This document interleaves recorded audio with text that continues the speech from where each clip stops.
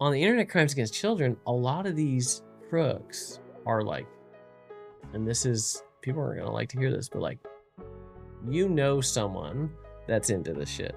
I mean, you could Google my name and look up like Kyle Paterson child case, and you'll see photographer, teacher, CEO, Wow. cops. He was doing, exploiting them and also getting them to, send certain things. And in exchange, he would send, money. And even when we arrested him, there was like little girl pink shoes under his desk, Nikes, that he was going to send to this girl. Literally, I've been told like, I'm relieved I got caught because I have an illness. Most cops have abused alcohol. And it's part of the culture too. Yeah.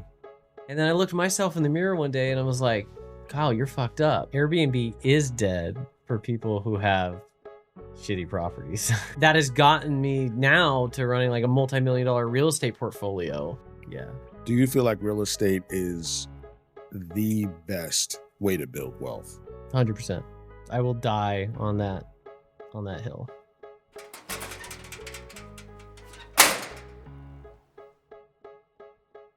Kyle, welcome to the podcast. Happy to be here. Honored to be here. Yeah. Listen, you're the first person that has come from California. Well, you don't live in California anymore, right? Yeah. But don't associate me to California anymore. Yeah, but I've had one other guy from California come, but he went to a studio of Ian's to record. You're the first person from California here in New York at the Purpose Over Pension podcast. Honored. Welcome. Thank you. Welcome, man. Yeah, honored. Yeah, Super I'm truly excited. happy to have you here. We've been talking back and forth. A lot of the conversations that I have are through social media. People usually find me through social media, mostly Instagram. And, we hopped on the phone. We had a great conversation, hit it right off the bat. And you was like, yeah, I would like to come on your show. And I was like, well, I don't do in-person. I don't do interviews that are not in person. I don't do, virtual interviews. And you were like, okay, yeah, well, eventually I would like to come to New York. But honestly, a lot of people say that and it happens. I mean, I've had people that are from New Jersey and they're like, it's too far to come from Jersey to Long Island. So I'm really happy to have you here, man. Yeah, I make it happen. Honestly, yeah. I see. I'm the same thing with the social on my side. And I feel like we're kind of unicorns in the sense of navigating social media because our, prior cultures in law enforcement, I'm sure you see it all the time or hear it. It's like, what's Lenny doing? What's Kyle doing? Putting himself out there. But it's a powerful thing. It is. Crazy. It truly is. Crazy. So tell me a little bit about your history. Where you from? Yeah. So, born and raised California. Obviously live in northern Nevada, outside of Lake Tahoe now. If anyone's out that way, love it. Lake Tahoe is amazing. Yourself as well. Please come visit. Would love to. Yeah, Northern California guy. Grew up in a small town. Military family. Pretty simple upbringing, and traveled quite a bit with my dad being in the military, and that was I spent a good amount of time, most of the time in California, but spent some time in Europe and got to travel quite a bit. And then fast forward, I'm giving you the high level right now. I'm trying to give you the spark notes. In high school, my mom got sick with cancer, sadly, and then passed away when I was 17. Wow. Wanted to save the world and become a doctor and find a cure to cancer. So made it my mission, got into Berkeley to study medicine, neurobiology specifically. I didn't graduate with a neurobiology degree. That's a whole other story. I did graduate From Berkeley. From Berkeley, but not with a pre-med degree. But yeah, went to Berkeley, studied medicine for a couple years, or pre-med, I should say.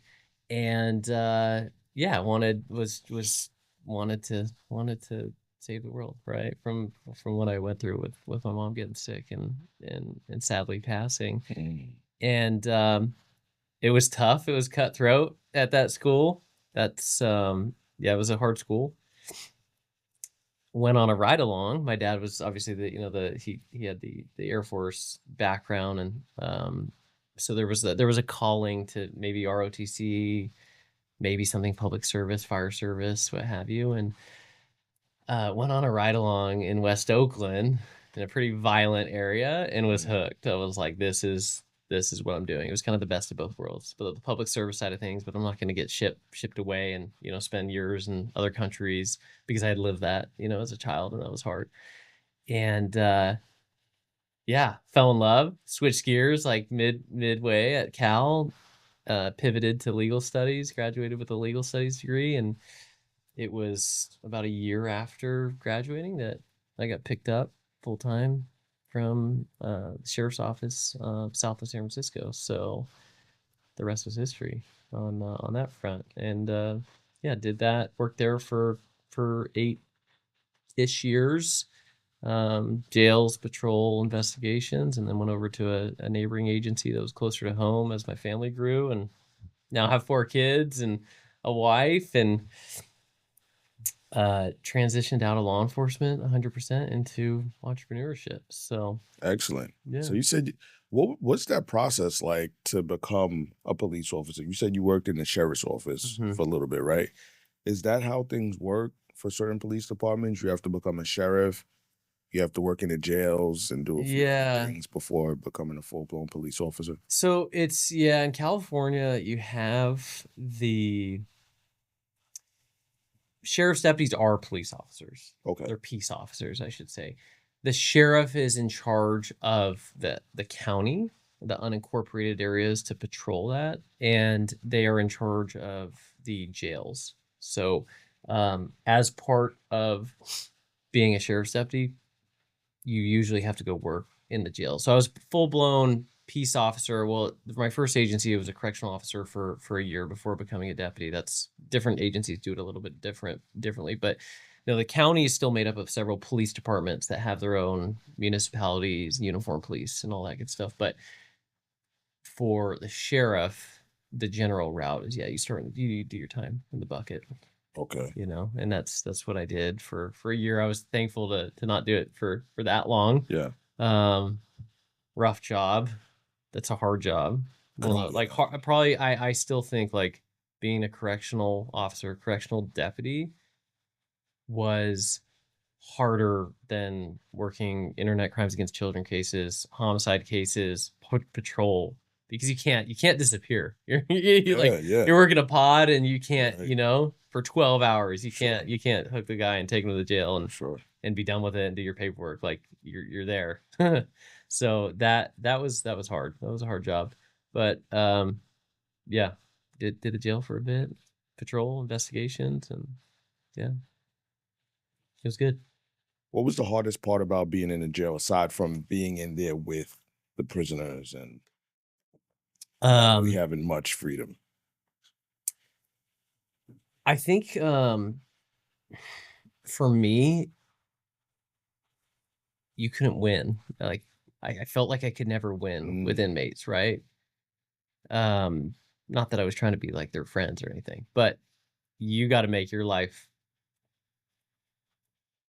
You got to get through the shift, the 12-hour shift, and master manipulators always want more. Give them an inch, they expect a mile. Sure. You slip up, you're under the radar. That was exhausting. You could never be.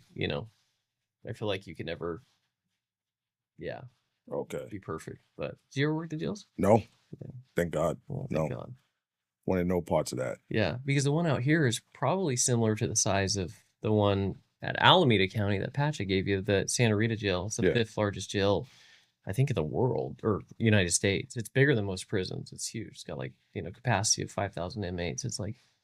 It's a big. You think about Rikers? Yeah, isn't it? That's a big one. That's Rikers is pretty big. I don't know how big it is, but it's pretty big. Yeah. And it's pretty notorious for the most part. Yeah. Well known for being. Oh yeah. Yeah.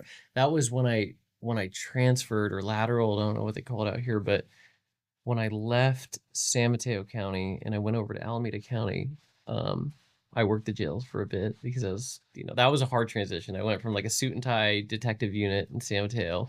Everyone thought I was crazy. Just like now, everyone thinks I'm crazy. What are you doing? What are you doing, Kyle? It's like everyone was like, why are you leaving this agency to go work for another and go demote yourself back to the jail. And that decision was strictly business. Like I wanted to be closer to home, you know, and I didn't want to commute anymore. I was commuting, 3 hours a day. 3 hours. Yeah. 1.5 back each way. Oh, it was horrible. Same. Yeah. Same thing. Yeah. How much does that take out of you? Oh, it's insane. Yeah. It's so unhealthy too. I mean, that's 3 hours away from kids. That's 3 hours away from physical fitness, which didn't exist for me back then because I had no time, and frustration, anger, bitterness. Lots of traffic. Oh my God. It was like 30 miles for me. Oh, it wasn't far at all. It's the traffic there. Yeah. So that was a straight business decision to leave. But when I left, I knew I'd be starting over, and I went back to the jail, but everything, it all worked out because I took the detective experience over there, went to the new agency, that has the big boy, 3, 4, 5,000 person jail. And they were dealing with major problems, homicides, in custody deaths. It was a hopping place, it was very violent too. And we housed all the federal inmates for the feds there, and they started a unit, which it was pretty cool because I don't think this opportunity really ever presents itself in law enforcement to like start something brand new, because all the units are, you got all your units that are already established already, yeah. But they wanted to start a jailhouse investigative unit, and they wanted legit patrol trained prior detectives to start this unit and investigate everything that happens inside the jail, and also work the cases that had any connection to the jail. So all the dope coming in, we chased out on the streets. We served search warrants. We got guns off the streets. We had informants. We, in the jail, on the streets, like a whole enterprise of, criminal activity was occurring in and out. Like I'm sure Rikers, Yeah, hits are being called from inside the jail. Yeah. Same there. There's homicides occurring. There's natural death. There's not natural. All the, it's crazy. How about sexual assaults? Oh yeah, that too. The legit ones, and then but they're not legit ones. Was that a norm? In the jail? Yeah. Yeah. I'd say most probably went, unreported, but they're definitely. Really? Yeah, they definitely occurred for sure. Man. Yeah. So, and what about gangs? Oh yeah. Huge. I think we had like several of the NF generals at one time, like on the West Coast in that jail at once. NF generals, what's that? Nuestra Familia, like the big cartel gangs out of the South. So I mean, some heavy hitters. Really? Yeah, out of Santa Rita. Well, like I'm sure here, Sure. So. Sure. Have you ever had any threats? Oh yeah, I mean that's what retired me. Is I got tackled from behind by like a 400-pound monster in the jail. So it's super not personal, but just like use of force, getting hurt, kind of stuff. So yeah, that's the straw that broke the camel's back and pushed me out. Ultimately, was sorry, my nose is crazy. No, it's all right. You good. Yeah, You're edit good. this part out. Yeah, no, you good. Now, I kind of want to go back to your mom passing away. Did you have any brothers? Do you have any brothers and sisters? I do. I have a sister. Yeah, she's 10 years older than me. Okay. Yeah. And how did that affect the whole family dynamic? Oh, it was horrible. Yeah, she was the glue to our family. So things got. I think my relationship with my dad got closer after that, naturally, because my mom was my best friend. But a lot fell apart. I'm sorry, Lenny. No, you good. Crazy. Don't worry about it. I got anything hanging out my nose? No, you're good. Okay. All right. You're touching your nose, so I was like, man, I got something hanging out. No, that's because I got an itchy nose. So yeah, that was everything fell apart. Sad, really sad. So yeah, family came together and during like while she was sick, and when it was she was diagnosed, given like 3 weeks to live, and then ended up actually living for like 3 years. Okay. She was a fighter, and I think it was all mindset. Sure. All mindset. You got 3 weeks to live. She's like, no, I'm gonna live longer than that. you know, Yeah. and it did. It did. Thank God. So yeah, so we were able to enjoy that. It's funny being a cop or being a detective and working like, you know, homicides and deaths.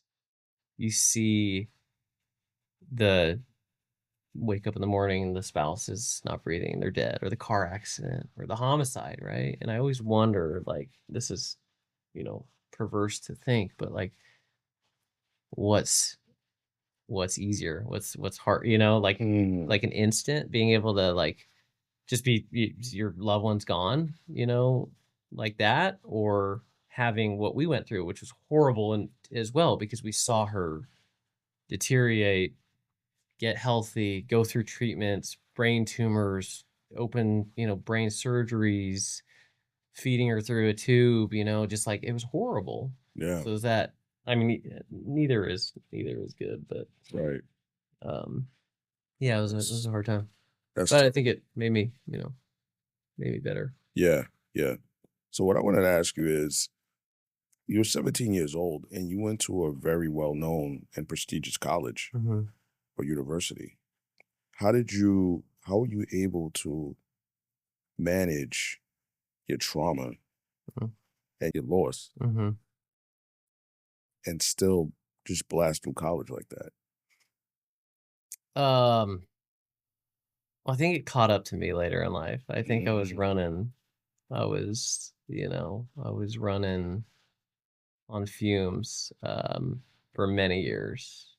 Um, but I've always just been driven. Obviously, I've always been like the kind of guy that will outwork everyone, and almost to a detriment too, I'll be honest, where I will put priorities that should be priorities, you know, to the side to appease the, you know, the boss or take it to the next level or on the job, right? Like Yeah. write the search warrants on patrol. Like, who are you? You know what I mean?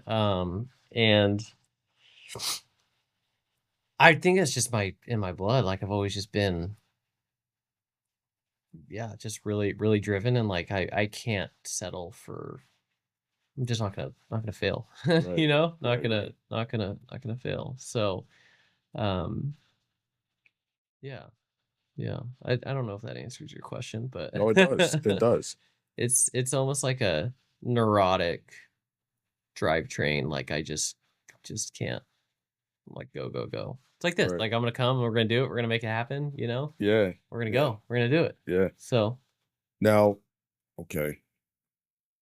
So you become a police officer. What was that process like? yeah. What did that look like? The academy, the Hmm. training, and things like that. So for the first sheriff's office that I worked for, there was that separate tier of, you know, I wasn't a full blown peace. I was considered a peace officer while in the jail, but I wasn't. We didn't carry guns like on the streets. We weren't like full blown. We didn't go through the full police academy. So I went through like I think it was like a 12-week corrections academy. Maybe it was 8. Got hired as a correctional officer for the sheriff's office. That was pretty easy, to be honest. I mean, it was just 12 weeks of, you know, marching and, you know, doing some you know, Okay. arrest and control techniques, Yeah. right? Yeah. And then, yeah, worked the jail for a year. Then they promoted from within that pool of correctional officers to become deputy sheriffs. And then that was the full blown police academy, which was, it, it was tough, you know, it Well, yeah. was, What did that consist of? I hear it's pretty. um, California is very competitive. yeah, it is. Yeah, at the time, especially the time that I was getting into law enforcement, it was 2012. It was high. It was very competitive, very competitive. Salaries are are better out there. You know, What were they they're six figures. Most are six figures starting. You know, starting? So starting. what Yeah, did you start at? in the Bay. Well, as a correctional officer, it was probably like in the, I don't know, 70K Yeah. range. And then, you know, deputies like low six figures, and then plus overtime. I mean, cops are making high 100, 200 plus. I mean, they're making a lot of money. They're also Okay. working their ass off, Yeah. which caught up to me as well. Right. Just working the overtime, Yep. and which coupled with getting injured and realizing, what am I going to do? My wife's never worked, never worked. So, well, sorry, I take that back. Since having kids, we've made it a priority for her to not work. And, Sure. that's when the entrepreneurial, um, venture was really like, okay, we're going to do this. But, yeah, the academy was, it was not fun. I can't imagine doing it if I was married and had kids, like Mm. being away and doing all that studying and all that good stuff. So it was like away at a It wasn't campus. away, but just like still commuting and, Yeah. doing that, just being, head down, getting through that. So, um, yeah, it was tough, but as a, young, mid-20-year-old guy, it was great. And Like this is Alameda, right? this is San Mateo still. San Mateo. Yeah, Oh, this gotcha. is San Mateo still. So, and then getting to patrol was like, I mean, that was, as a 20-year-old going to patrol was like the best thing ever, Yeah. And then one of my groomsmen at my wedding, one of my best friends, Nick, we somehow managed to get assigned to a contract city, which was like a very like a good spot, like a healthy balance of like not just totally running you dry, call to call to call, busy wise. But How does that happen? How do you go I don't from one know. agency to another? Like what they look for people? Oh, okay, sorry. So part of the other thing to touch back on with the sheriff's office is, in addition to what I said earlier about, they do the jails, they do courts transportation, and they patrol unincorporated areas. They also have contracts with cities, and that outsource their policing services to the sheriff's office. So this was one of these like municipal, Mm, like what like take Plainview, right? I don't know yeah. if Plainview has its. That's just because where I slept last night. Like with some logo. Yeah, So it has they have their own city limits. It's a proper city with like a mayor and all that stuff. sure. But they outsource to the sheriff's office. So we got assigned to one of these contract cities, and Gotcha. contracts are, they tend to be pretty good. They have better equipment because they get some more love from the city. Yeah, They you're not pulled a million different ways. You're a sheriff's deputy, but you're kind of, the city owns you, right, right. And it was it was a good run. We did, I think, 3 years together to get, again, fresh out of the academy. This is like my best friend on patrol. Um Literal beat partners. The city was, I think, like 5 square miles, and it was split in two. He had like the north end of town, I had the south, Nice. and we had like an OG, mentor on the team who'd been on for like 20 years. And he was Brian, and he kind of mentored us and kept us straight, got us out of trouble. Hey, we screwed up here. How do we handle this call, or we've never dealt with something like that. And it was just good. Then we had a good sergeant. It was a good first few years on patrol. What's the best advice that your mentor gave to you as a police officer? Mm, I may have to come back to that. Something that just really stuck out to you that helped you get through your career, have balance. This one was probably more detective related. Yeah. So Is it the same mentor or is it somebody else? this is not a patrol mentor. This was my, like, when I went to the detective bureau. So more so, if you could think of somebody from patrol, because we Mm. got a lot of guys here that on patrol. Patrol, I still show you guys a lot of love. I always like to, because that's I feel like patrol is the backbone of the job. Yeah, That's what we say. Patrol is the backbone of the it job. is. It Yeah. is 100%. Or even if you can't remember what your mentor told you, what would you pass along Hmm. to people that are doing patrol right now? What's the best advice that you would have for them? Yeah, I have a lot, so I want this to be, effective. Whatever comes to mind, Yeah, just let it flow. I'd say, I think one thing, like, as cops, we want to solve everyone's problems. We usually are pretty opinionated on like what happened, what's going on, get on scene. Oh, I know, I know what's up. Especially when you get it more, when you're more OG. But for me, it was I used to like while responding to the call, and this is good, I think, like to make you a good cop and to keep you safe, right? But as you're responding to the call, you're getting updates, you're getting suspect description, you're getting this, you're getting that, partners are advising this. I think, and I was guilty of this, I was very quick to make up my mind as to like what happened, right?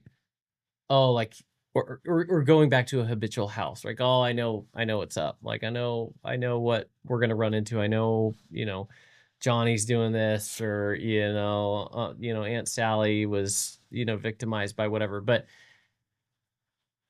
that, I think you have to train your mind to like look at things very objectively. And I think that's what made me the best street cop, the best detective, is like being objective and like not jumping to conclusions about like what happened. Right. And this can be applied. Obviously, I was thinking to detective level, there's a lot I can say there, but like on the patrol level too, you're still doing initial statements, at least for us, like you're dealing with the chaos right then and there. You're getting initial statements, spontaneous statements. Maybe you're doing Mirandized interviews, even as a patrol cop, and not jumping to conclusions and making sure that you are objective in your thinking and your questioning is crazy. Because I can tell you how many times that I had made up my mind as to like what I'm gonna do, right? Like Lenny's going to jail today, right? When he's detained, okay. But then you talk to Johnny and Sally and this person, and then you realize, oh shit, Lenny's not going to jail today. Like this guy's going to jail today. You know what I mean? Or that didn't happen. Right. And it's amazing how quickly things can change when like you have all the facts, and I think that's what's exciting about working cases on a patrol level and on a detective level, is just solving the crimes, getting all the facts together, and like bringing out the truth. Like that's it. That's your job, is to like bring out the truth. So in your career, what position, what department, what unit did you feel the most fulfilled? Internet crimes against children. Yeah.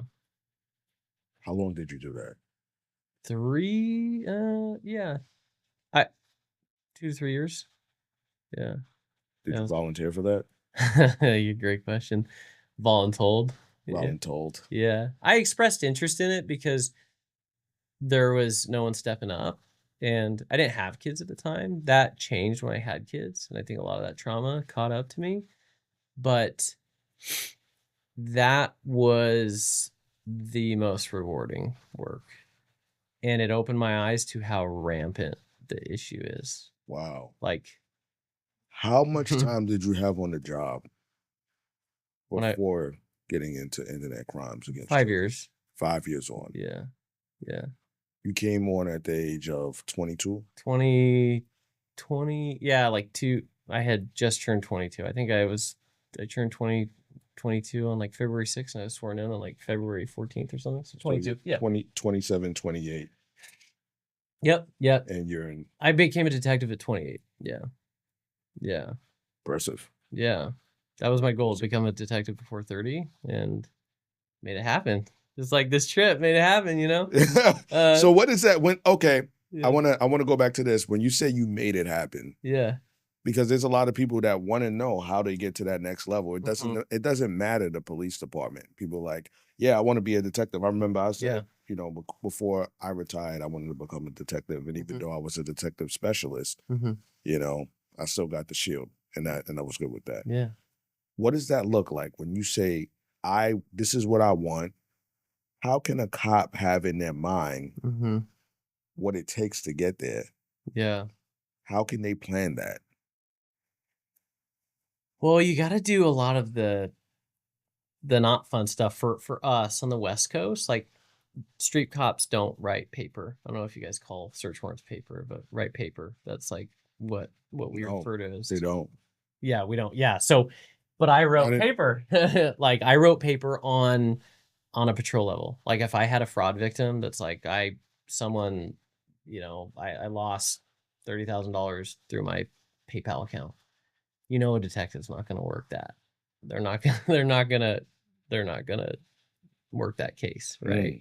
Now, if it's someone, and anyways, they're not going to work that case. So what did I do? I wrote a search warrant to PayPal. I'm like, well, let's find out like what we can from PayPal associated with that transaction. Oh, here's an IP address associated with, you know, that PayPal deduction or whatever.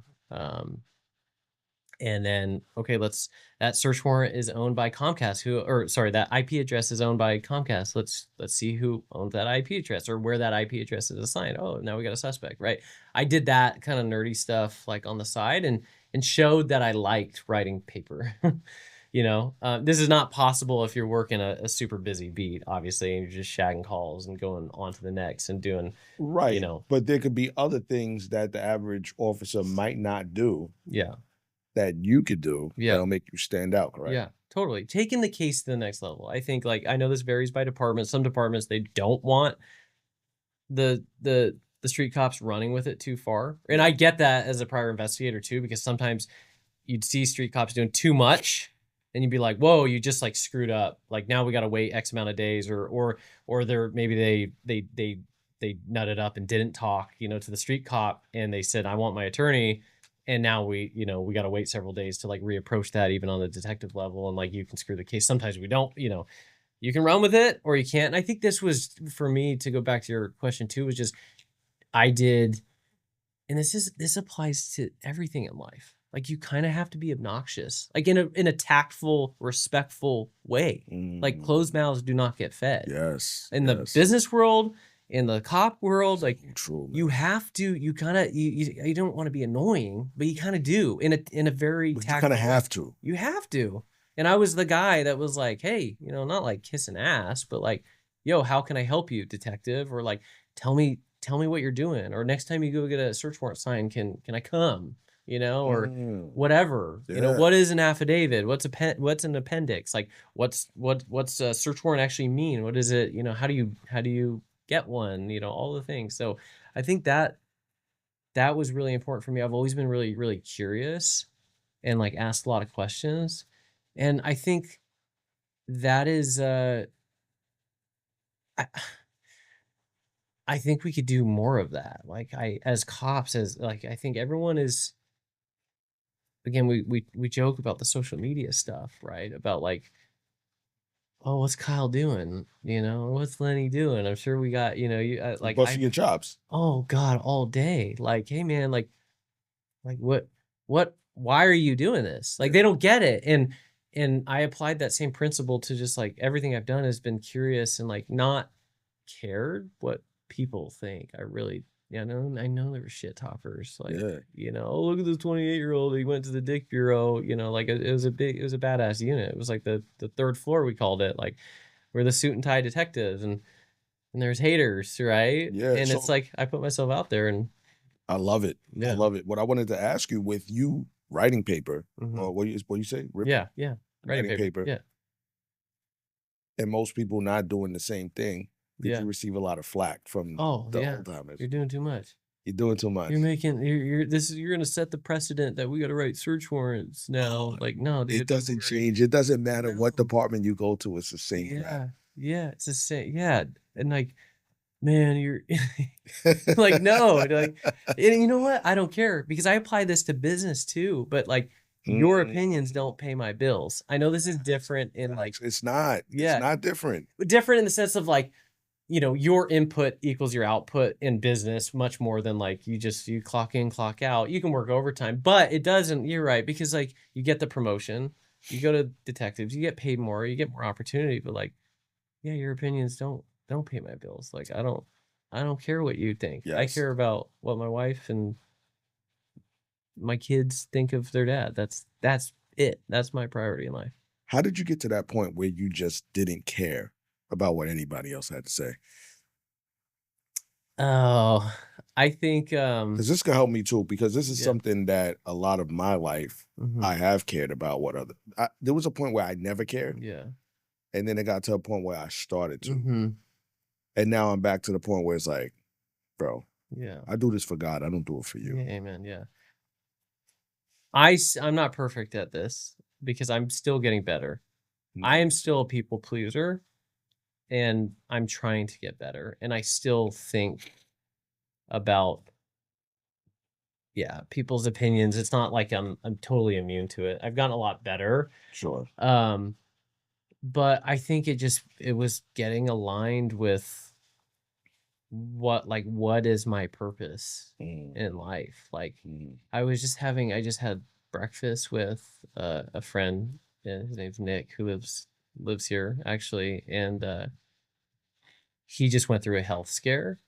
And like it's funny, we talked about like because I've had health scares too, where I'm gonna die, and it's and you put yourself in that moment where like he was telling me like he wasn't as worried as his family was, but like if you got massively sick right now, like if you got like you were getting rolled into the operating room and you may not come out alive, or you get terminally sick, or whatever, you would spend every dollar in your pocket to get your health back, because that's time. Absolutely. And that, when the kids rolled around, when we had twins, they're 7 now, and I was gone 6 days a week, 14, 16, 18 hours a day, missed everything. I realized, like, one, I'm not getting any younger, but like you can't get back time. You can't do that. And that's like, totally like another example. This just it was like 4 or 5 days before I headed out to this Georgia trip. I took my daughter, 3 of my kids, 3 of my 4, to my daughter's soccer practice. My daughter was playing. My son was the twin was watching her play, and then I took the 4-year-old to the park to fill the water bottles. And I was like, "Hey, Tom." I looked over. He's like, "Cool." And I fill up the water bottle, and like I look back, and he was gone. And like I was tripping. Like I was like, I literally thought like he got abducted. I checked the bathroom. I ran around the park. He was gone. Like nowhere in sight. Oh my goodness. And in that moment in time, just like to connect it to, the like the health thing, in that moment in time, like all I could think about was like how I want to like hug Tom, because I had made it up in my mind he was gone. Like I know this sounds dramatic, but like it was really scary for a minute. And we've gone to not hundreds, but like dozens of those like missing kid calls, and it's like 9 out of 10 times we find the kid, right? Sometimes he's hiding in the house, sometimes he's down the street. But like in that moment in time, I was like, dude, he's like, my life's over. Like all I want to do is hug my son. And it's the same with health. Like when you have a health scare, you're like, all you want is your time back, and all you want is more time. And like for me, that was that inflection point where the kids aren't getting younger, I'm not getting younger. Like I need to make some change in my life. And again, there was a catalyst to this when I got hurt and I was sitting off, like injured off the job, going, I'm a single income family. Like, what am I going to do if I don't go back? Yeah. And that's when we started making some big change. But that to me is my motivation. So I went on a tangent there. No, that was great. What has given you such a strong work ethic? Where does that come from?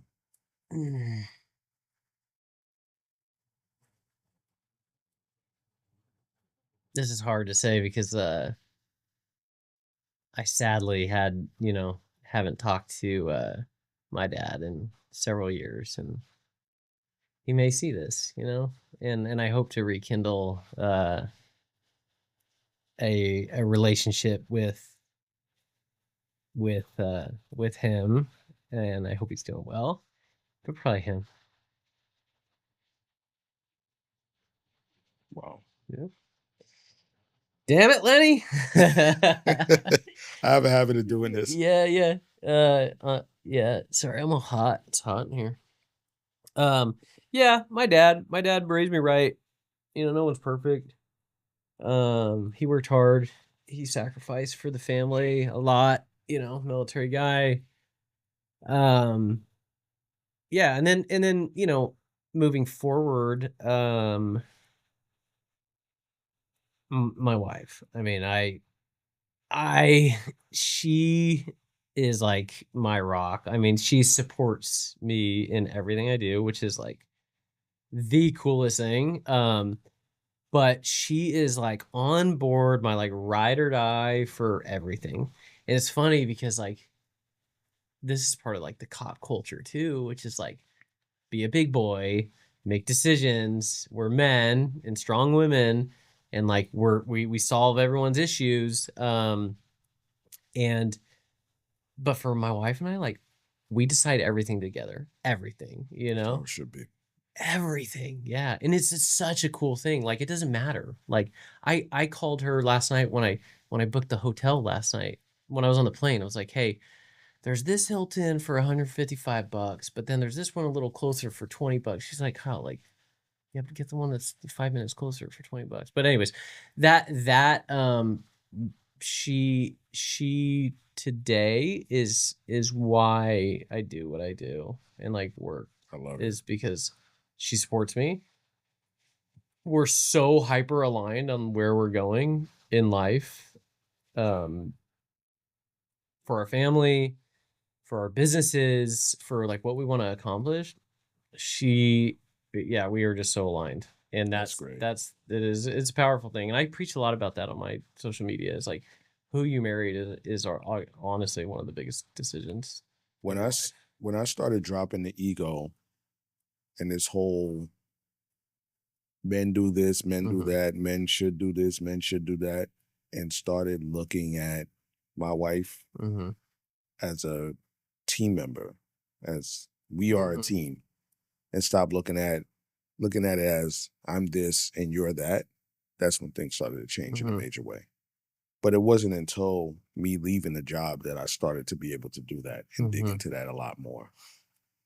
So I love what it is that you're saying. Yeah. It's like me and my friend, we were having a conversation the other day about how women kind of have this sixth sense Mhm. about people, Yeah. like your partner, Mhm. you know? Like if you're in business with somebody or you're about to get in business with somebody and you sit down and you have dinner with them Mhm. along with your wife or she meets them, and if she says it's a no-go, she's usually going to be right. Yeah. What do you think about Usually, that? all the time. Any we've obviously are not perfect, and we've done deals. We've done real estate deals that we've made no money on, lost some money on. Made and every every time those deals that's happened, relationships, whatever it is, she usually blows that whistle early on and was like, "I'm not saying we shouldn't do it, but like, just there's something that's like I don't Mhm. feel right Yeah, right yeah, now." yeah. And yeah, they're always right. Right. They're always right. So, but you can accomplish so much more with a spouse that is in your corner, and there's no time for like The ego. the ego disagreements. Like stay in your lane, I'll stay in mine. Like it is so much more powerful to just like take on life with someone that you know you love, and it, it's just mutual, like on every front. And yeah, so that's my why now is her and the kids. That is why I work my tail off now. To also equally have more time with them, because That's right. that's the job took so much. Yeah. So I'd say like, and she saw it because she was with me like year one. So I think I think that does make it easier as a young cop. Like it's harder when you've been on the job for 3, 4, 5 years, and then like for other like to find a spouse that doesn't, that's not used to it. But Right. marry young, find someone that understands the job from the beginning, and they're with you from. They just know the ins and outs, and she knew it, so she knew all the good, the bad, and in between about the job. So you agree that it's more advantageous to have somebody with you before you become a cop or right at the onset of you becoming a police I think officer so. as opposed. I agree. I was Yeah. with my wife since the age of 21. I became a police officer Yeah. at 23. Yeah. Yeah. I think it helps. I really do because It is a hard job. In that, the having someone that understands you in that job is like, I also owe a lot of my success in law enforcement because of her and in business, because she allowed me to like stay To do over, that job, to yeah. write the paper, to do all the things, Right. to work the room and play the game to get to where I wanted to go, So Amen. having that, um, having that's huge. Yeah. That's beautiful. Get married. Yeah. Have a lot of kids. Get married quick. Don't wait. Mm-hmm. Don't. My generation's the worst. Yeah. Yeah. This Like generation. I'm a little embarrassed to say I'm a millennial. I think I am too. I'm at like yeah. the far end of it. Yeah. Yeah. It's but I'm also proud because I feel like, I've kind of gone against the grain, and Right. I've done, when I was at Berkeley and they're like, why would you become a cop? It's like, well, this is why, because I have conviction, and that's what I want to do because it's fun and it's rewarding and satisfying, and fulfilling. And then it's like, why are you leaving this agency? Well, I want to be closer to my house. All the things. I've always kind of gone against the grain. And uh, what was I saying? What was I that was main gonna say, conviction with being a police officer? What was it where it was like, this is it? to do it? Yeah. When I went on that ride along and I just The saw, ride along. it was just fun. Okay. Yeah, I was like, this is what I want to do.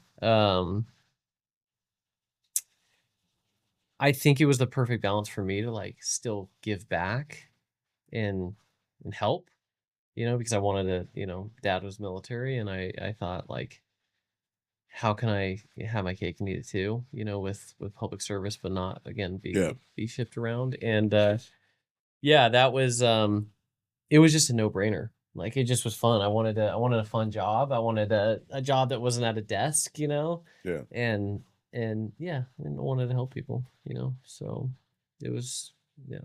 So how'd you get voluntold into the internet child abuse? What was it? Internet crimes? Internet crimes against children. Yeah. Yeah. So we were our agency was a part of the Silicon Valley ICAC task force, and they kind of, so the way that it works is the whenever like child sexual abuse material is like flagged online, it goes to this agency in the DC area. I think it's called NCMEC, National Center for Endangered and Missing Children. And what they do is they find out if the child porn, the child exploited, it's a horrible word, but we call it It is CP. what it is. Yeah, it is what we call it CP to make it a little like, whatever. So I'll call it CP. They look at the CP, this organization, and they have this like figurative vault, if you will. And they identify like, is it known CP or is it fresh? i.e., is there someone potentially being victimized, like a child, right?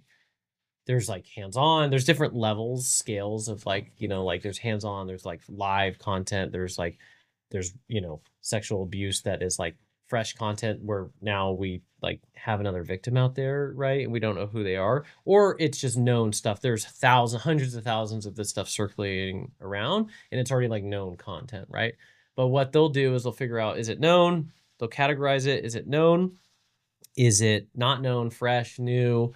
What level of like importance is this? And then they will do some digging as to like where that IP address associated with the material is located. And then in the case of the Silicon Valley ICAC task force, they will say, okay, this is popping up in, let's call it Rogo City or San Carlos, where I work, which is one of the sheriff's areas. San Carlos falls within this like 9-county jurisdiction of the Silicon Valley ICAC task force that runs all these like 9 counties. So anywhere in the United States, even Timbuktu, there is a assigned task force. It could be like 200, 300 miles away if it's like super rural, but there's an assigned task force that covers that area because it's a very niche investigation, right? It's not like robbery, homicide, or fraud. Like, there's very few that are actually trained up on how to investigate this stuff. But the information they figured out, okay, it's located in San Carlos. And they go, okay, who works that area? Silicon Valley ICAC Task Force. Silicon Valley receives the cyber tip. They look at the content. They look at the IP address. They go, okay, whatever. They do some initial investigations looking into like, okay, is this actually in San Carlos? And they go, yes, okay, it's actually in San Carlos. Then what they will do is they will see, do we have an ICAC trained investigator in San Carlos? Before me, the answer was no, right? So they would just pick up the workload. This task force that was like a multi-unit task force out in San Jose, they would pick up the cyber tape and they would work it. But in this case, they would farm it out to our agency where there was an ICAC task force. So there was just some grant funding where they said, hey, like we want to have a sheriff's office ICAC investigator in our department, and that's where that was voluntold. Gotcha. But it was cool. Got a ton of cyber crime training. Yeah. Learned a lot about like electronics, like Right. more than I ever wanted. And then that's how I got into it. So then whenever any of the cyber tips came for the whole county where like that I worked in, I would work. And then it was fun though, because what was so cool, like I never exclusively worked gangs, but I did get a taste of it when I went over to that jail unit. We did a lot of we went out to Oakland and we chased down the narcotics and we worked informant. So I got like a taste of gangs, but I was never like a gang guy. That was never my bread and butter. But I got a fair share of those kind of cases, and talking to homies that have been in the game for a while, they very rarely talk. They know the game. They just like, no, like I'm not talking to you, right? And that's frustrating. Like you could be the best interview ever and you could build all the rapport in the world, but they tell you to pound salt. Stone cold. Yeah, because they're just not going to talk. On the internet crimes against children, a lot of these crooks are like, and this is, people aren't going to like to hear this, but like, someone that's into this shit. It's horrible. It's rampant. Like the child stuff, the exploitation material. Everyone out there knows someone. They don't know it, but they know there is someone that you were associated with. Like That's it is watching it's watching it. It's so horrible. So horrible. And with that being said, a lot of the people that I investigated and put away for like a long time, like some of these cases turned into life cases because we, uncovered that they were into this, and then they were also molesting, their niece or, family members. Like there was, one of the most recent ones I did before going over to switching agencies, it turned into a life case. But what was fun about these is those suspects are not institutionalized gangsters that have been arrested 10 times. They're middle class. Who are they commonly? They're, usually just like regular, like more. I can't put like one label on it, but it's like regular, because there's been, obviously well, I don't even want to say like teachers and that, but it does happen, but that I don't want to pigeonhole myself there. It's just normal people, CEOs, government employees. Like there's no, that's why I say like everyone knows someone. They're just regular human beings working regular jobs. And, you could Google my name and look up like Kyle Paterson child case, and you'll see photographer, teacher, CEO, Wow. Cops. I never arrested a cop, but like the unit has. Your unit has arrested cops. The task force has. There's it's just like there's bad apples in any industry. Yeah. Doctors, nurses, like everything. But that suspect interview, like this one that I was just saying that turned into a life case. David Hackworth, it was a molestation. That was a crazy case where he was paying, well, we can get into the case later, but it was a wild case. Let's leave it at that. You could go into it right now if you want. Before I forget though, the interview though, like one, I was like really good at interviewing. That was like my bread and butter. I loved interviewing. And I not only got admissions, but I got confessions. Like admissions, are that's the big thing I too want to say for like younger cops too. Is like there's a big difference between an admission and a confession. Admission is like, yes, I did it, right? Confession is, yes, I did it, and here's why, and here was the intent, and like all the sexy details. Like, tell me more. How did you feel in that moment when like you did this? Was it exhilarating? Did you know it was wrong? Did it, how did you feel? Like, were you scared of getting caught? Have you told anyone? Like, that's like taking it to the next level from just like yeah, I did it, to like, let's nail 20 nails into this coffin so that it's like airtight and like he's not going anywhere and there's no, like, versus just like a yes, I did it, right? That's So not different. you're talking to him, and these people are Oh giving God, descriptions. it was an 8-hour interview. So you're getting all of this, Mm-hmm. not to just have a conversation, Mm-hmm. but you kind of build this rapport with him so that he just starts spilling things out, Mm-hmm. almost as it's almost like it sounds pretty sick. Like Mm-hmm.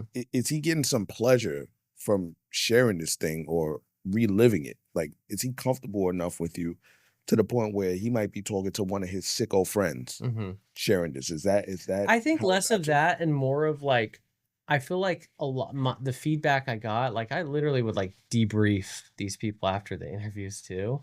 I think some of the feedback that I got is it almost like was relieving to get it off their chest, Mm, because a lot of the in that crime set, like in that world, right? There's an illness associated with that. Like there is a mental illness associated with being into that stuff.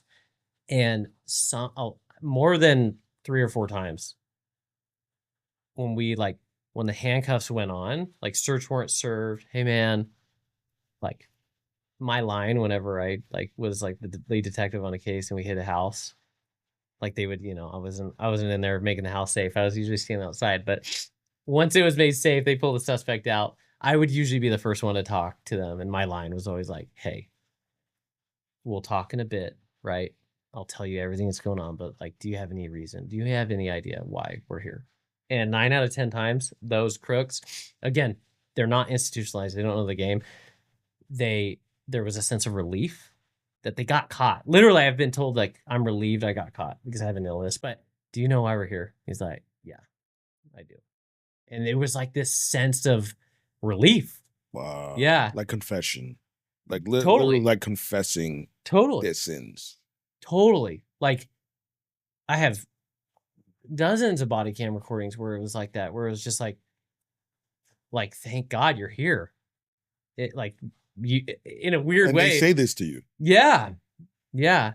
And Wow. yeah, it was wild. But yeah, during the interview process with those guys, there was a couple girls. I never had any girl cases, but there was some in the unit. But that interview process was fun for me because you could literally you could expose the truth, which was the number one thing. It was just like bring out the truth, right? But you could paint this like, I don't want to say paint because we weren't painting a story, but we really paint like the facts, what happened. And if and then for multi-victim cases, like for this case in particular, there was hundreds of victims, online victims. There was one hands-on physically in the area, but um for the virtual victims, like we went through 10 of them, how he met them, where he pushed them, like online, where he met them, how he pushed them to different platforms for communication to protect the breadcrumb trail, or to disrupt it. Um, and looking at the photos, this one was pretty bad, but he was doing, exploiting them and also getting them to, send certain things. And in exchange, he would send, money. And even when we arrested him, there was like little girl pink shoes under his desk, Nikes, that he was going to send to this girl. That, so horrible, horrible stuff. But those interviews were like, they're insane. They're insane. From the cases that you've handled, where did they start grooming these kids? What are the most common methods? Um, Like for instance, with this guy, where did he start? so that's a hard one to answer because like most of most of the CP cases that I was working, most of them did not have a hands-on offense associated with it. It was they were in possession of CP. Some got more egregious and more like there's different. I mean CP, but there's different categorizations of like videos versus photos, videos involving X versus involving Y. You can kind of Yeah, pick up what I'm putting down. Like it gets, there's different tiers to it. sure. A lot of the offenders were just that in possession, watching. Okay. Um, the next tier, if you will, and I think this may answer your question more, is those that were like actively engaging with children. Yeah. I'd say that like the it's hard to put a number on it, but like the groomings in the day and age of social media and like online and internet, it starts young. I mean, young. Like this guy in particular, if we're using this use case, he was using an app called Likee, Likee. It was actually the first case I used, and that's where he was like meeting these. What kind of app is this? It's like it's you can. It's almost like a kid's TikTok. It may have changed. This has been a few years now, Okay. but almost like a kid's TikTok where he was meeting them, and he was very openly saying like, "I'm I'm your dad," like I'm older, and then yeah, manipulating, grooming, building them up to this, sending them stuff, sending them money, sending them shoes, and then in the interview, like that's where we teased out and like brought all that to light was like, what does that process look like? Here's victim one, right? Okay, you met her on Likey. We had all the digital evidence because when we hit these houses, we come with like full forensic tools and like under search warrant, right? We get into them, we plug into them, we rip everything that we can out of them data wise. So like we went into the interview with a lot of evidence, right? And went through each one and like, okay, here's X victim. Where did you meet her? Okay, Likey. Okay, then you transitioned her to, Instagram Messenger. Okay, can you show us that? And then like, what was the goal for each of them? And that's where it got, it got, nasty with like really, yeah, stuff I Right. don't even want to say. Yeah, for sure. But with those interviews, I you just got so much more out of them versus the nut up and say, I'm not talking to you. Yeah. You How know? about video games? I hear a lot about like Roblox or Yeah. different games where they Yeah. kind of Oh yeah. It's fuck. happening on there too. All Yeah. all day. All day. Yeah. What were with the people that you did debrief? What were what were the most common reasons, or what were some of the reasons that you saw were a reoccurring theme from these guys as to why they fell into this, or Yeah. how they fell into it? I can't prove this and I don't have any like data to support it. And I can't say they're being honest or not, but like they all claim to have like an incident or two growing up or trauma, right? Which is probably pretty accurate. There was probably some, trauma related event that I think most um victimizers, I don't know if that's a word, predators, Yeah, predators. or people that even crooks that do home invasions, like something went wrong in their in their upbringing, fractured home, no parents, no guidance, no strong base, hard life. That was probably the number one thing though, that there was some sexual, or that so they claimed. Again, I can't verify Yeah, 100%, but that was pretty common across all of them. yeah, Was like I was a victim of something when I was a kid. And that opens an interesting dialogue because it's like, well, if you were a victim, why would you subject someone else to that, you know? For parents that might want to know what to look out for Yeah. if their children are involved with being groomed or victims Mm-hmm. of child pornography, Mm-hmm. what could they be aware of? What could they look out for? Well, for starters, I think the biggest thing that you can do, any parent can do, is to look up their local ICAC task force, ICAC, Internet Crimes Against Children. ICAC, insert your city, and then you'll find which department runs the ICAC task force for resources. For resources, right? That's number one. Most of the ICAC task forces are really good at putting content, literature to answer way more, statistically and eloquently than I would do in terms of things to look for and resources. And the same with the National Center for Endangered and Missing Children, NCMEC, NCMEC. Yeah. That's a, national organization. So, for me, I mean, I'm just going to take my position as a parent, right? Like, I don't want to everyone's got their own parenting ways in terms of what to look out for. Obviously, my kids are too young. They don't leave our side and we homeschool, and they're Oh, you do homeschool? homeschool on paper. They go to a little private church academy 2 to 3 days a week. So it's kind of the best of both worlds. That's like great. they're homeschool on paper so we can leave whenever we want and travel whenever we want. But then they get they get to go to a little proper school. It's the best of both. We have to talk about this off Yeah. camera because my wife and I, we've been talking about this. Yeah. And I'm just not happy with traditional school Yeah. anymore. Yeah. So that's obviously I'm going to be a little more controlling and protective because I have seen it's like why the highway patrolmen, write everyone a ticket because they've seen thousands of heads chopped off and, dead bodies from speed. And that's what they see all day is seatbelt safety, speeding is important, which is important. Obviously I'm going to have a more aggressive opinion on parenting and child protection. And yeah, they need to hear it. Yeah. So don't trust anyone.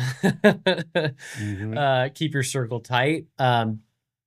For us, like sleepovers are like not allowed. No go. No go. Like for a long time. And because I hate to say it, I don't want to use the word jaded, but I am kind of, I've seen it. Yeah, I've interviewed the families who are like, oh my gosh, like I had no idea, like picture perfect families. And so you don't know who you don't, I mean, you were I am the protector of my house and my wife and my kids. And I have to vet aggressively, like who they spend time with and don't spend time with. And it's not worth it. So for us, there's a lot of ways to control like what they do and do not do on the internet, obviously through, settings on devices, on, your computer and all that stuff that goes without saying. And I think that boils back to being a present parent. If you're a present parent, even if they are at a public school or even if they are doing sleepovers, I'm not telling you guys or anyone how to parent. We have our opinions, and my past experience has dictated kind of a lot of that, or shaped that, I should say. But having boiled down, I think coming full circle to everything we've talked about, like being a present, husband, father, man, that's it. It falls on us to take care of our kids and to also make sure that they know that they can talk to you and they love you and that it's a safe space for them. And yeah, I mean, we debrief things with the kids all the time. It's like, what? My oldest are twin 7-year-olds. Like, what did you just say? Let's talk about that, Yeah. And I think a lot of this may be provocative, but like we're pretty old school. We're traditional, right? Yeah. Like when we got married, like it was never a question. Like we were always on the same page that like when we have kids, like you're gonna be a full-time mom. Not because I forced her to. If she wants to go work, she could do that. But like that's what she wanted to do. And we're really we're really proud of that. Like there's nothing better like than that, knowing like why would you go work to just pay someone else to raise our kids? Like they need you. That is like your calling, and she loves it. She does a lot for our businesses, a lot more than she probably wants. But you know, at home with flexibility, and we, you know, setting up this property, she was on FaceTime with me all day, but her job is to be with the kids and she loves it. And like there's nothing I'm more proud to provide than that opportunity for her.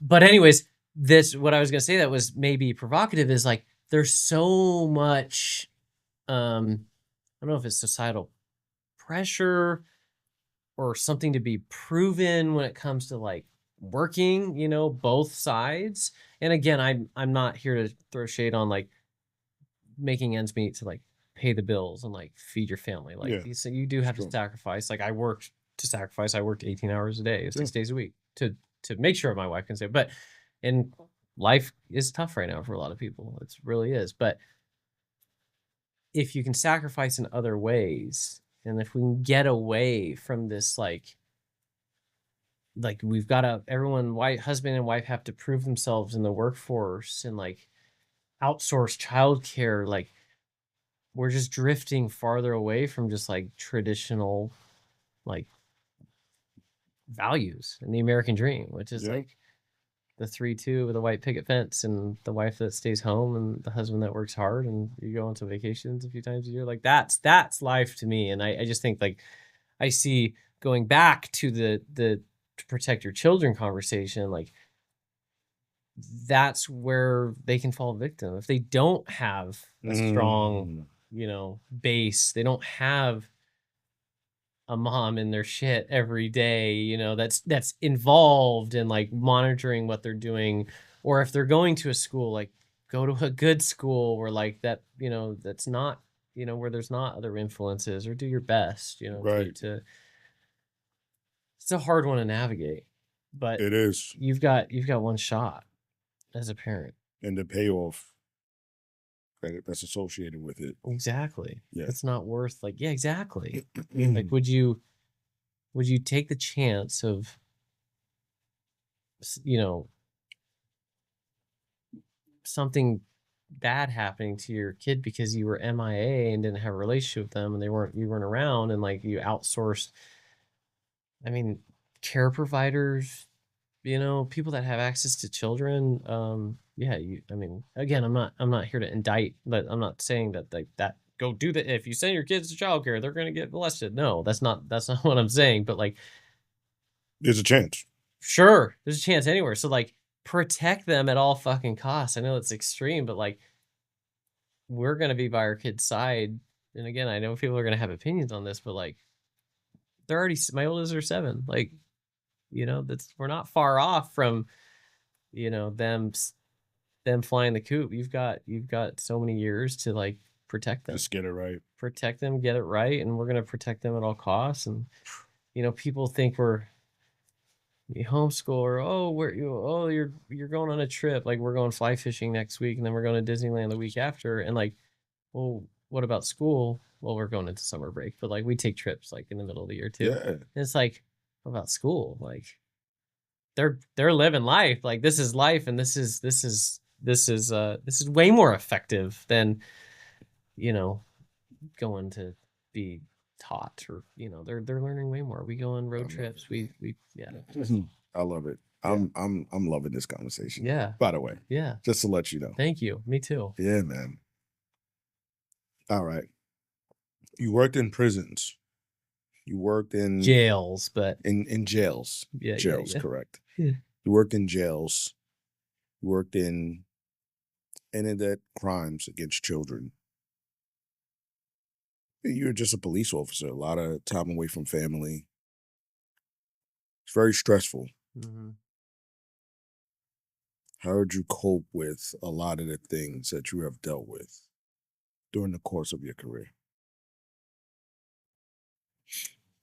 I'm no angel. I messed up. Well, I don't want to say messed up, but alcohol definitely was a coping mechanism.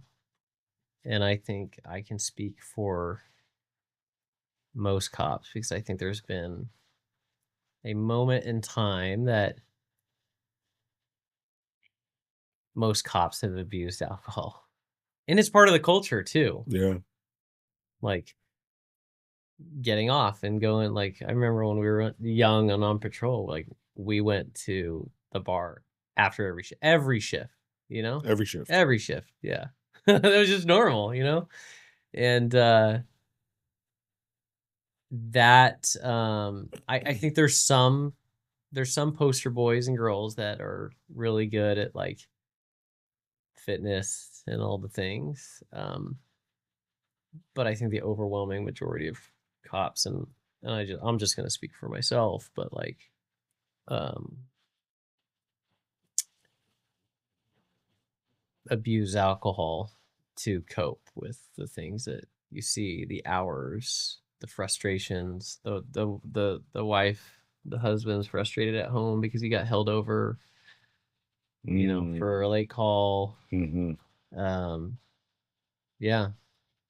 So that was the unhealthy way I cope with things. The healthy way was, you know, I was young, married, and I had a supportive wife, right? Yeah. And that was before the kids. That was huge. She just got it. She had no problem. I mean, she didn't like to receive those text messages or the calls that like, "Hey, I'm getting held over," or like, "What do you mean? We're supposed to be, you know, driving to Disneyland this afternoon after we get off at 6 a.m. or whatever." um, but having that relationship was also kept me more or less on the up and up. Yeah. You have the job. That's its own thing. You had a mom that passed away when you were a teenager as well. So you have the job trauma, the stresses and the difficulties that come along with that. And then you have the pre-job, excuse me, the pre-job trauma stacked on top of it. When did you start drinking? When did you realize this is something that is a problem for me? And how did you realize it? Um,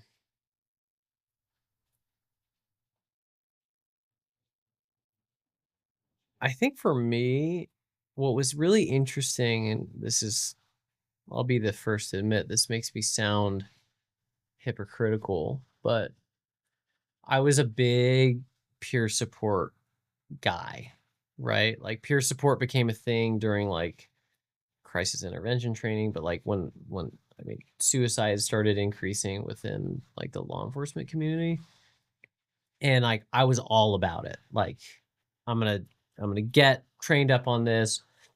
Also, I've always in anything I've done in business, family, friends, like I've always like built like strong relationships with people that like I I think because I can be very vulnerable and honest with people, like almost to a detriment too. I'm just like way too like chatty on that front. And Yeah. but it's served me well. That's just me. I'm not gonna change who I am.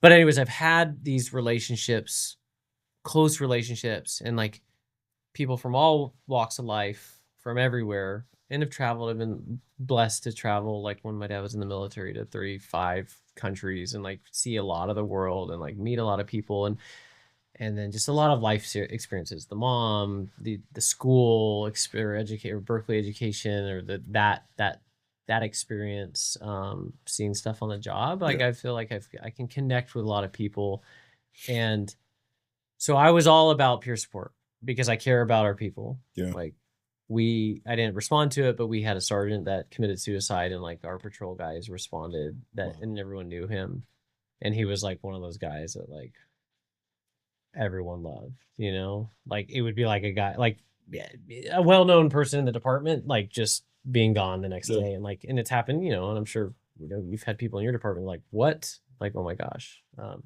It just happened again a couple months ago, and not my department but someone that I knew just overnight. Like what, just gone, just committed suicide. Anyways, so I was a really big advocate for that. Like I stood up the team damn near, and I was the guy that was like, Lenny, like you gotta take care of yourself, man. Like I would call it out and be like, I'm worried about you, or like I see this or I see that, or like you know, like we're boys, and I really want you to make the phone call. Yeah. EAP's free. You get your first 10 this or this resources, that resources. Like, Mm. you know, and I did have a very strong marriage, a very like my marriage has always been like, I'm so blessed. Like we have always been like, I love my marriage. I love my wife. And I think in the cop world, you see a lot of fractured Yes. marriages. Yes. And I've always leaned on that. Like, not that I'm perfect, but like I have a really strong marriage. And I would see that stuff and like, where can I help you? Where can we help you? Like, let's get together. Anyways, I was preaching this. And then to come full circle to answer your question, when I was drinking more regularly to cope with the stress of the job, the hours, the, you know, COVID was in the Bay Area was a whole other, you know, stressor on so many levels. Like the Bay Area got really wacky, and you know, I was going to work every day and working major cases while everything was locked down. It was just a weird time. It was a really polarizing time. That was incredibly stressful, and yeah, I was drinking daily, and there was there, I think I saw like a photo, or someone took a photo of me, or you know, and sent it to me, and I looked like shit. Like I was like, I look like dog shit, and had like finally looked myself in the mirror, and with that was extreme anxiety, you know, coupled with this like have to people please everyone and do my job and like always be the guy that's like available to go to a call out, and like, you know, even if I'm not on call, and because that was how I was driven or wired. And like, you know, growing up too, there was an element of put people before you, like a very altruistic, and I think altruism is a good quality to have, but like almost like over the top where you need to make everyone else happy before you. And like it got me places. It really did. Like it got me to detectives at a young age. It got me to like a lot, you know, into a good school because I worked hard, but it caught up to me when I realized like my well-being and mental health and physical health was like shot because I was putting everyone else in front of me. So I was preaching, go get help, Lenny, go get help. And then I looked myself in the mirror one day and I was like, Kyle, you're fucked up. Like you need to make that phone call. Yeah. And finally made that phone call and started helping myself. And yeah, it wasn't a one moment to answer your question. It wasn't one moment.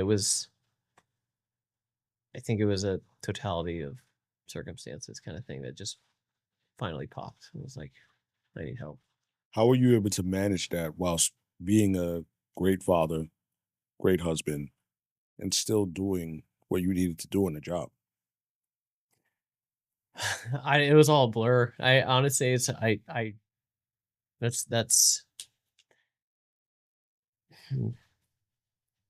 I probably took years off my life, like, you know, just because of, you know, stress. And I just grinded. I think then I think what cops do. You just fucking grind through it.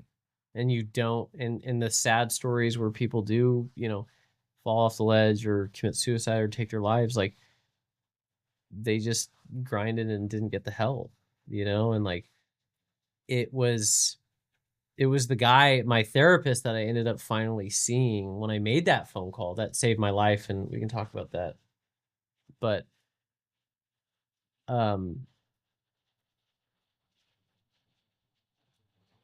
yeah, I know. Yeah, that's yeah, more will come from that, but Yeah. Yeah. it's hard. Now, for those that might be struggling right now, what did that struggle look like for you? Because you say you looked at a picture and you said you look like crap, right? But what was the real physical effect or mental effect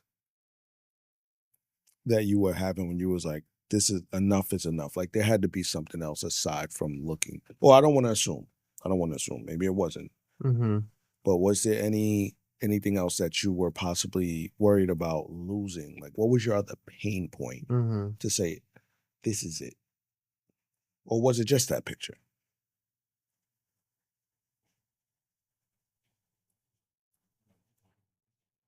Because for you to seek help and Mm-hmm. for you to realize that you were, I wouldn't say you were being a hypocrite, you know, but to realize that you were helping other people with something that you were in the middle of, I always feel like there has to be a pain point where it's like enough is enough.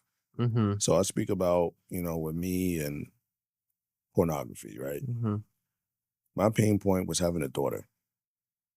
My pain point was not only having a daughter, but not wanting to lose my family as a result of possibly getting caught or as a result of me watching pornography, going through something reckless, to turn the visual into a physical. Mm-hmm. As we spoke about earlier, I didn't want to lose my family and then have somebody else involved with my kids. I needed to be in their life Mm-hmm. in every way, shape, or form. Yeah. And I also felt spiritually it was God telling me like it's Yeah. time. Like if I were to die right now, where Yeah. am I going? So it was like a big concoction of things. Yeah. It was a few Similar. things. Yeah. Yeah. Um,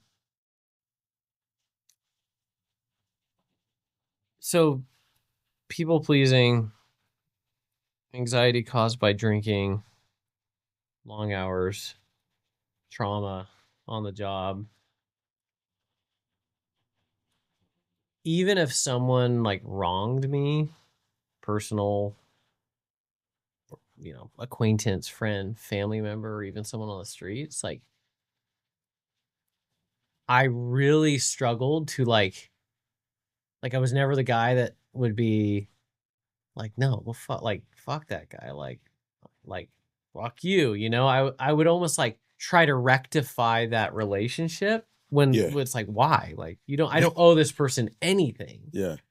um like I was on the plane yesterday, and there's still an element of this just to make it real fresh. Like I was flying on the plane that had like 2 seats and then 3 seats, and I the 2, 3 got me screwed up, and I sat in my right aisle, but I sat on the wrong side. And I'm sitting there, and then there was like this big commotion where this lady was like, I can't find my seat, and then and I'm just sitting there on my phone, and I'm in her seat. And I was like, oh shit, I'm embarrassed. Like, I'm like, I'm sorry, man. I'm like in your seat. I'm like, this one. She was pissed. And it was like this big thing, huffing and puffing, and like it was like some honest mistake, but I like felt, and I'm getting a lot better at this, but I felt compelled to like make things right. And like I was wearing her emotions because she was so worked up over this whole little seat thing. And it was like an innocent little, it wasn't like there was a first class seat, and I took her, it was like literally 2 aisle seats, and I was just on the wrong side. And I think that caught up to me in law enforcement, because, and it's a weird catch-22, because like that got me places, that got me to detective at 28, like that has gotten me now to running like a multi-million-dollar real estate portfolio of like this, like just crazy hard work ethic that like sometimes other things get prioritized when they shouldn't, and people should be, I'm always trying to make people happy, and I don't want to let people down. I don't want to be late. And like, I was meeting my buddy for, 7 minutes late to the thing. I'm like, dude, I'm really sorry. He's like, no, it's all good. Like, why is that? And that, all those little pieces, was like 100x on the job. Like I was high strung in a good way though. Like, again, I got shit done, but it was like, I was always like, Kyle, like my sergeant, he gave me this little light, this little police light. And I still have it in my garage. And like he called me like code 3 Kyle. Code 3 for us was like lights and sirens. Code 3 Kyle, because like we get info and it's like, let's go. And he's like, yo, like chill. Like let's and that was just my drive. That was just like the gear I was always in. And for me, I think that caught up to me. And then with what I went through with my dad during COVID, differing opinions on things. Some, this wasn't one moment, but it was like several things that I really struggled with, because now I was like a real man, several kids, a wife. That is my number one. Will always be number one. And I think now you're getting the raw. Good question, Lenny. I was really, really struggling to like make my dad well, I was making him happy, but I was really struggling to, in that context, or in with respect to my dad and my family, I was putting the family second. And that was like the first time I did that. And I was trying to make him happy, because I don't want to disappoint him. And I had done all the things he had asked me to do in life. I feel like a poster child of like raising a good kid, like go to college, get married, have kids. Like I did all the things, but we had differing opinions. And I felt like I was never going to change his opinion. But the way I felt like I was treated was, there was an element of shame, and that's not how you should be feeling. And I was trying to keep that at bay. I was trying to like really make everyone happy. And you can't make everyone happy in life. Like people, like the lady in the chair, like people are going to be disgruntled and not happy. And you can't make everyone happy. Yeah. And for me, that all that caught up to me, where it was like I was drained, like every ounce of my body was just like, I'm wiped, like I can't do this anymore. And starting to feel like shit. My blood pressure's high. I'm too young to have high blood pressure. My years of wearing a duty belt, my back starts hurting, and then you get into some incidents and then I got hurt. So that was when I finally, like, all of that combined, it's like there was not a moment. It just like it all compounded, where like, and then I saw like what's the worst that's gonna happen? Like, am I gonna get a DUI? Am I gonna get in a car accident? Am I gonna and I don't drink at all anymore. And finally made that call to to get help and to talk to someone to help me through all that, because my wife heard it all. My wife has her opinions and she helped. She helped, but like it wasn't. I needed someone independent. Yeah. That this week I could be completely unfiltered with. Yeah. She couldn't be a police officer. No. Yeah. No. So that was probably that was probably several things. Did you have any triggers? No, to drink or no, not really. I mean, stress. It's like the alcohol gives you anxiety, and then you have anxiety, so you drink alcohol to cure the anxiety. It's so backwards. I mean, it's not that I'm gonna like shame anyone for their life decisions or drinking, or that's not my lane. But if you look at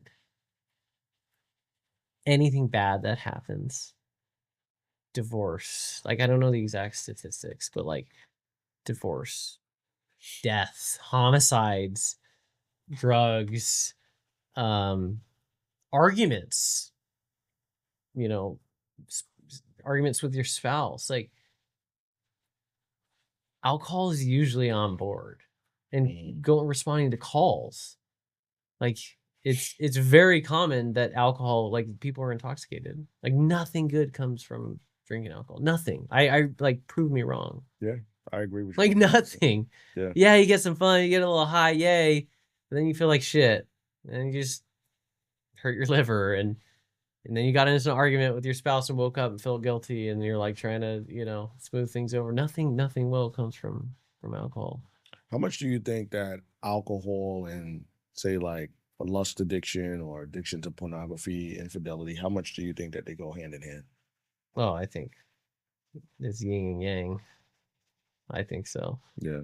With- Personally. I mean, I think like the heavy duty stuff we were talking about earlier with like these people that have true mental illnesses associated to like the CP stuff, I think that is like its own category. Yeah. That's like on another level. But I think like lust, porn addiction, infidelity, cheating, the pursuit of the chase or the being sneaky and the dopamine hit. Yep. Yeah, I think all of that, I think it goes hand in hand. I think it's only not expedited, but like polarized. Yeah, and it just like by alcohol. Yeah, and yeah, just like intensified. Right. With the use of alcohol. Like anyone that fucks up, like yeah, this is a gross statement, but like I feel like there's an element of alcohol. Like no one, like anytime, again, I have a wonderful marriage, but if looking back, like the little things, like the little things, which to us or to most people are like, they would die to have our marriage because it's so even keel and low key. But like the few times we are humans that like we did disagree or we did get in a little, tiff, or I did something and my wife's like, the fuck are you thinking? Yeah. Like I had a drink. Like there was, or I said something stupid, or I said something like I just stepped on my words or, bit my arc. Like there was like, oh yeah, okay, well, That's so true, man. That is so true. I could go back and think about major problems that I've had in my relationship, and usually in some way, shape, or form, it was in regards to alcohol. Yeah. That's why I don't drink. Yeah. Yeah. Yeah. It's a bad drug. It's a chemical. How did you, once you realize this is something that I need treatment in? Yeah. Or I want to stop. Yeah. What did that look like for you? So it's funny, when I started seeing my guy, I call him my guy to protect his name. And he's just my guy. He's saved my life, and I'll get into that. Yeah. But I remember like our first session, and as a cop, I wanted to get like someone that understood cops. Like I don't want, a pink purple haired PhD person that has no life experience that, has studied a bunch of, I want someone that like understands like our breed. Yeah. And found my guy, and he's amazing. He's been like, I don't talk to him, but, since moving out of state, like we'll catch up on the phone every 6 months or so, but like. Was he a police officer as well? He was not. Interestingly, he was not. And I have some friends that have started some organizations on that front, connecting people with, and I want this to serve too to your audience and my audience, that like my phone is always on, and I'll get into that, like just being there to help cops, first responders, anyone really. And I think that's the power of social media, is to be able to help people and save lives and change people's lives, business, mental health, all the things that I do, obviously now in business, but also mental health. I think in our first meeting, he had me fill out, he wasn't a cop, little short guy. First time I saw him, like, okay, well, he's clearly not, like, I think we're gonna be okay. But I still have my guard up, like typical cop. Like, you don't understand. Like, you don't try and tell me you understand. Like, I mean, my first critical incident with my buddy Nick and I, like, it was this guy who committed suicide. He was laying in bed. His wife was laying next to him. He put a round in his left temple, and it came through and through and went into her head. Oh, both survived. But we Both survived? both survived. It was wild. It's crazy. He has no eyes anymore, but like he survived. Yeah. So yeah, she, we the call comes out as like as like a, we thought it came out as a medical and fire staging, but no details. We're like, that's weird. And then maybe a gunshot went off, whatever. Surround the house. She comes out bleeding. My partner Nick literally shoves his finger in her head to stop the bleeding. She survives. We go in the house. He walks out in the hallway, no eyes, holding the gun. We almost shoot him. We don't. He drops it, collapses to the ground. Anyways, like that kind of shit, like that's crazy. People shouldn't see that. That's not normal to see a guy walking with no front orbital, with no eyes, That's wild. holding a gun, bleeding, and then we got a finger in his wife's head to stop her bleeding. Like that was a big deal. And like, before there was no debrief really on any of that stuff back in, I see back in the day, it wasn't that long ago, but that my guard was up with my guy, I'm like, yo, have you seen that kind of shit? I actually learned a lot more about him at like over the years, which gave him more and more credit. Not that I ever questioned him, but like just made it like more my guy. And I'm like, I've referred a lot of people to him. But on our first meeting, he gave me this stupid piece of paper. I was like, fill this out. And, it clinically, like if you have more than like a drink and a half in like a week, you're considered like, it's like, wait, it's 100x what you should be, right? Like Right. in a medical sense. But he gave me this piece of paper and pretty much had me write out, answer it. And I was scored accordingly. It was like, yeah, you got a drinking problem or you drink too much. Right. Okay. Yeah, I know that, but thanks. Like, okay, cool. So it was an assessment. It's an assessment. Okay. Yeah. Yeah. So, okay, we're going to work on that. And we talked through a lot of the traumas for months. And, yeah, that was the turning point for me that like, I was like, okay, I'm going to be okay. I have someone because I was always the guy people were talking to. I need help because I offered it and people confided in me but I need my guy. How'd you find him again? He was through our local, like our network of, of resources. So, Gotcha. yeah. Yeah. Did that answer your question? So we're going through the treatment. So, when did you start to feel this is actually working? When did you stop relapsing? How did you stop relapsing? Yeah. So this part of the treatment is what, and for the first year, it was for 6 months, maybe six months to a year, let's call it. It was just like therapy, like just talk. Yeah. Just out on his couch with his comfy pillow. And then we talked and he had very soothing, just like, it was like I needed it. I went there every week, an hour, we talked. It was great. It was several months in that it was encouraged because I was still dealing with like some debilitating anxiety and when you say debilitating, what type of effect did it have on you? Just stress. I internalized it all. I was really good at internalizing it, not projecting it on my family, my friends, or whatever. I was really good at that. Like I was kind of I hate to say it, but like this sounds horrible, but back on the job or even now, if I was to commit suicide, it would be like earth-shattering to a lot of people that are like, but he has it all together. I do. I don't want that to come like I'm good. But back in the day, like when I was struggling with it, because it was all internalized. I kept it in and I was really good at keeping it in. I was really good at waking up every morning, making the kids pancakes, if I didn't have to leave at 4 a.m. to get to work. And I just handled my business. I got shit done. Yeah. And never showed that. My wife probably saw more of it like, hey, babe, I'm stressed. Like, oh my gosh, this is stressful, right?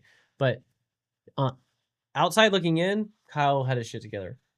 I was the kind of guy that if I didn't help myself and I didn't get the help that I needed, I would have been like the guy that caught everyone off guard, if you know what I mean. Yeah. And that would have been tragic to so many people. Again, I was never never suicidal. I want to make that Yeah, clear. but it could Like, have led to that. sure, yeah. Like I was never. I'm proud to say that. Like I was never. I've helped people with like that have wanted to kill themselves, and I've saved some lives. And I never got to that point.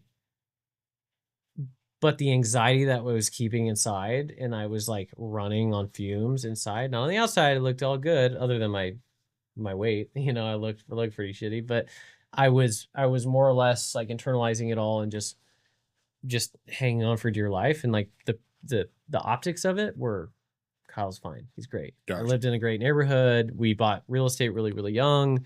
Yeah, everything was picture perfect. But several months into seeing him, it was encouraged that I do some actual treatment, which which I will not name, but let's just call it alternative treatment options, i.e., not doing like, here's your script, like go to the pharmacy. You know, like we need to get creative because you have seen a lot of trauma. You've gone through a lot of hardship. You've had family, your mom passed at a young age where I was literally 14 years old feeding her through a feeding tube, like not normal to see, right? House burned down in middle school, like, you know, weird shit happened. Yeah. And like that, and then relationships, and then just high stress job, like really high stressful job. Like, I don't care. Like, yeah, the cop, being a cop is, I don't care who you are or how macho you say you are. Like, it's a stressful job. Like, all eyes are on you. You know, you're not, you're guilty until proven innocent. Yeah. Like, it's a hard job. So I did some alternative therapy. I'll leave it at that. And under like very strict and controlled care of medical professionals to curb my addiction, anxiety, and PTSD. There is a lot of literature out there that exists that supports the effectiveness of it, but it's still kind of, you know, on the low, if you know what I mean. It's not legal. Yeah. Yeah, it's gonna, and there's clinical trials, like, you know, there are people in the military side of things, they are saving lives every day and curing major PTSD. I will tell you that when I did it, almost overnight, no exaggeration, I was 90+% cured of addiction and anxiety. Okay. What type of effects, if you can share, Yeah. did it have on you to be able to do that? What did that process look like? So it's an all day thing. Yeah. My understanding is that, you know, we have the human brain, the way I was explained it is the human brain has all these neural pathways, Yeah. right? And we're wired a certain way. Everyone's wired a little different, but like in general, we have our like what I was explained as like your default setting. Default is normal. Default, everyone has a default. But over the years, when you experience trauma, you go through hardship, you're a cop, firefighter, first responder, military person, you see shit that changes those pathways. Yeah. And you drift away from default. And that, you know, that little deer trail of a pathway turns into like a cow trail, which turns into like a 2-lane highway, which then turns into like a 5-lane highway. And that's what happens with trauma. And I'm not trying to be an expert, like not, you know, like with you know, the brain and all that stuff. This is my lay interpretation of like how I understand it.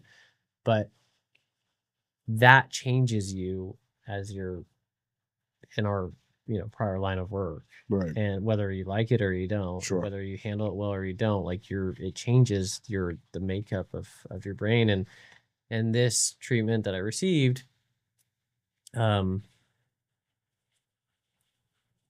it didn't change me. It didn't change Kyle. I was really worried about that because I'm like, I don't want to, like, I'm like, gonna be a zombie. And he's just, no, like, you're gonna be the same Kyle, like neurotic Kyle in the greatest way. You know, I say that to myself as a compliment. Like, I'm just, you know, I move a lot, talk with my hands, I talk fast, and I get excited about things and whatever. That's me.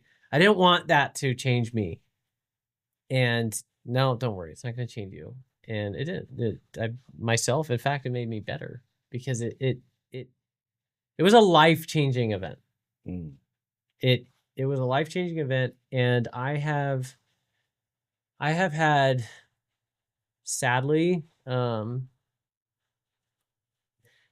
just in the last several months, like let's say 6 months, there was 2 on the job, but like after getting the help that I received, 3 or 4 people that called me with like barrel in their mouth, Kyle, I need help. Like, I'm not going to be here longer if like I don't get help. Right. And I'm really proud about that because like those people are here on this earth. Some still on the job, some not, but they're alive because of reaching out.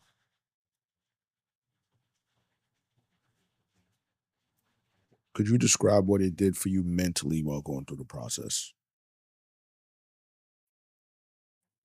If it's not too much. Yeah. Without saying what it is. If you can't, I respect it. Yeah.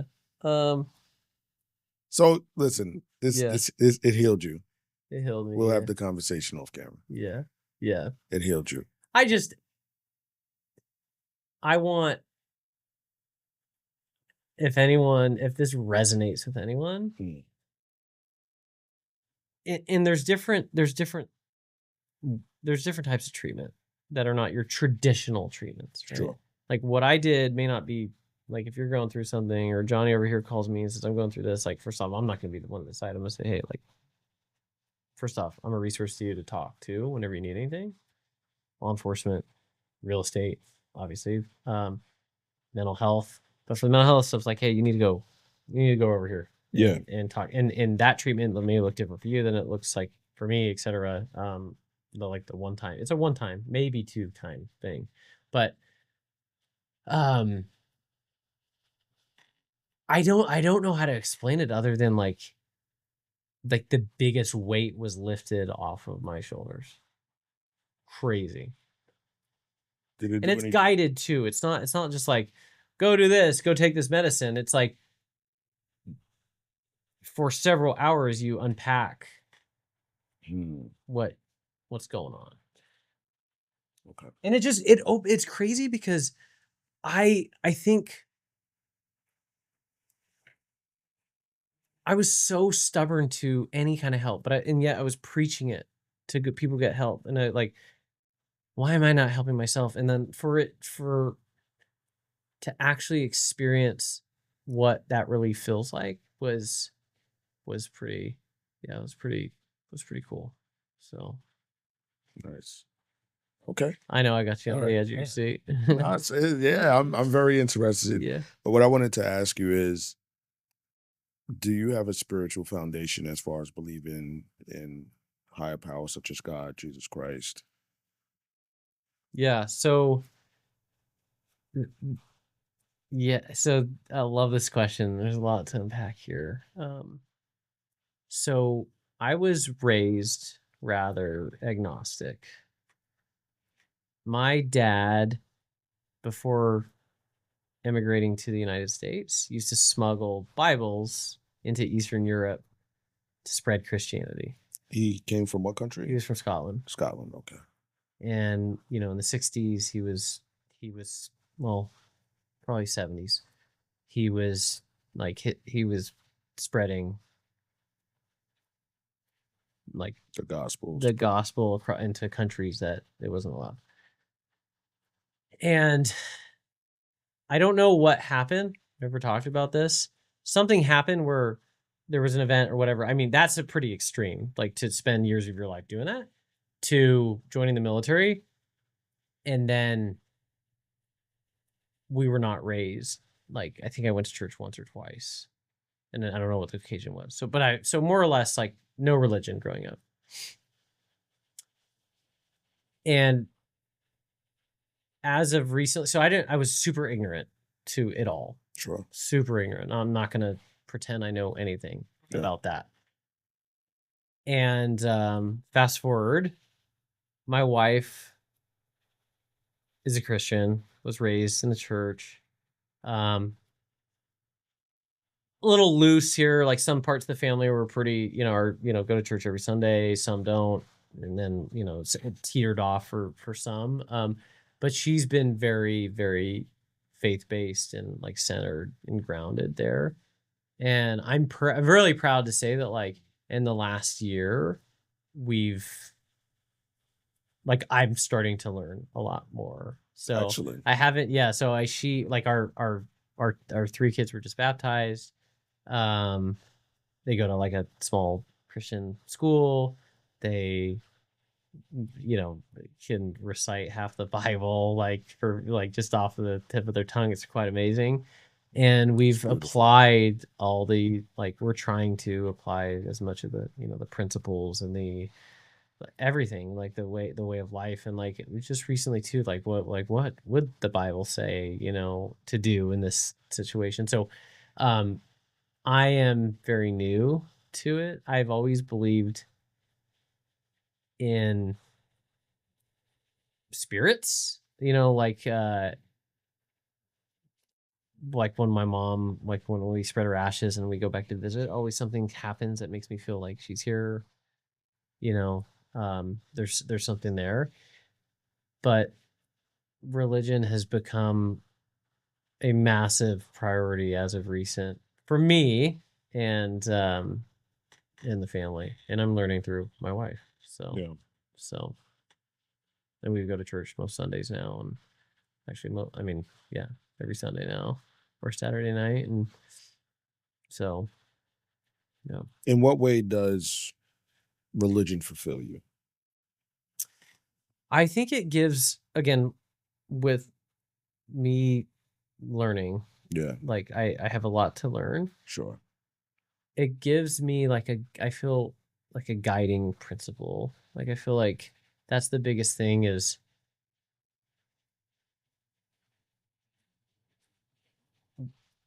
what does the Bible say? Yeah. To think, to respond, to act, to insert blank, right? On the flight last night when I was when it left finally at 9, like I'm still dealing with this project that I just left from in Georgia, like some 12th hour stress. Photographer flies in from Vermont. I fly him out. He flies in from Vermont on Monday, and there's some like loose ends that aren't done. And it's like pretty stressful because like we're spending a lot of money here and there, whatever. And then while I'm sitting on the plane, I got some more news from my contractors about this and that and this. And like, what do you mean? Like the rain did obliterate us. We set back our project. But, I'm going to relate this to a Disney movie, but Elise, my wife, texted me that movie David, like the cartoon, she said like the theme song right now is like, I Will Not Be Afraid. And I know this is incredibly elementary and I'm breaking this down and comparing it to like a kid's it's movie. It's not. But it's so true. Like everything's going to be okay. And again, I'm new to this. I love going to church now and like hearing like how I can take the information that's being preached and like apply it to my life and like just using it as a guiding principle. I think for me it's been really, really good. And just trusting everything's going to be okay. Yeah. Everything's going to be okay. That's great. May I offer you a suggestion? Please. With you being, I would say, a new believer Yeah. or going to church 100%. more recently, Yeah. there's a difference between religion and relationship. Mm-hmm. The relationship is more so the spiritual element of it. A lot of us, even me beginning, it's like, well, I'm religious, I'm religious. Where religion is more about fitting into a box. Mm-hmm. And you're very structured. Mm-hmm. So the reason why I share this Yeah, is I love it. because the reason why I share this is because it's very easy for a man that's hardworking like you, Mm-hmm. that has built what it is that you have built Mm-hmm. based off of systems, to fall into another system. The key thing I want you to take away from this Mm-hmm. is that when it comes down to Christianity, Yeah. it's about relationship. Mm-hmm. The relationship that you have with Jesus Christ, the relationship that you have with God. Mm-hmm. Not about falling into a routine or vain prayers, Yeah. vague and vain prayers. And being able to openly talk to God and Jesus Christ like you and I are having a conversation now. Mm-hmm.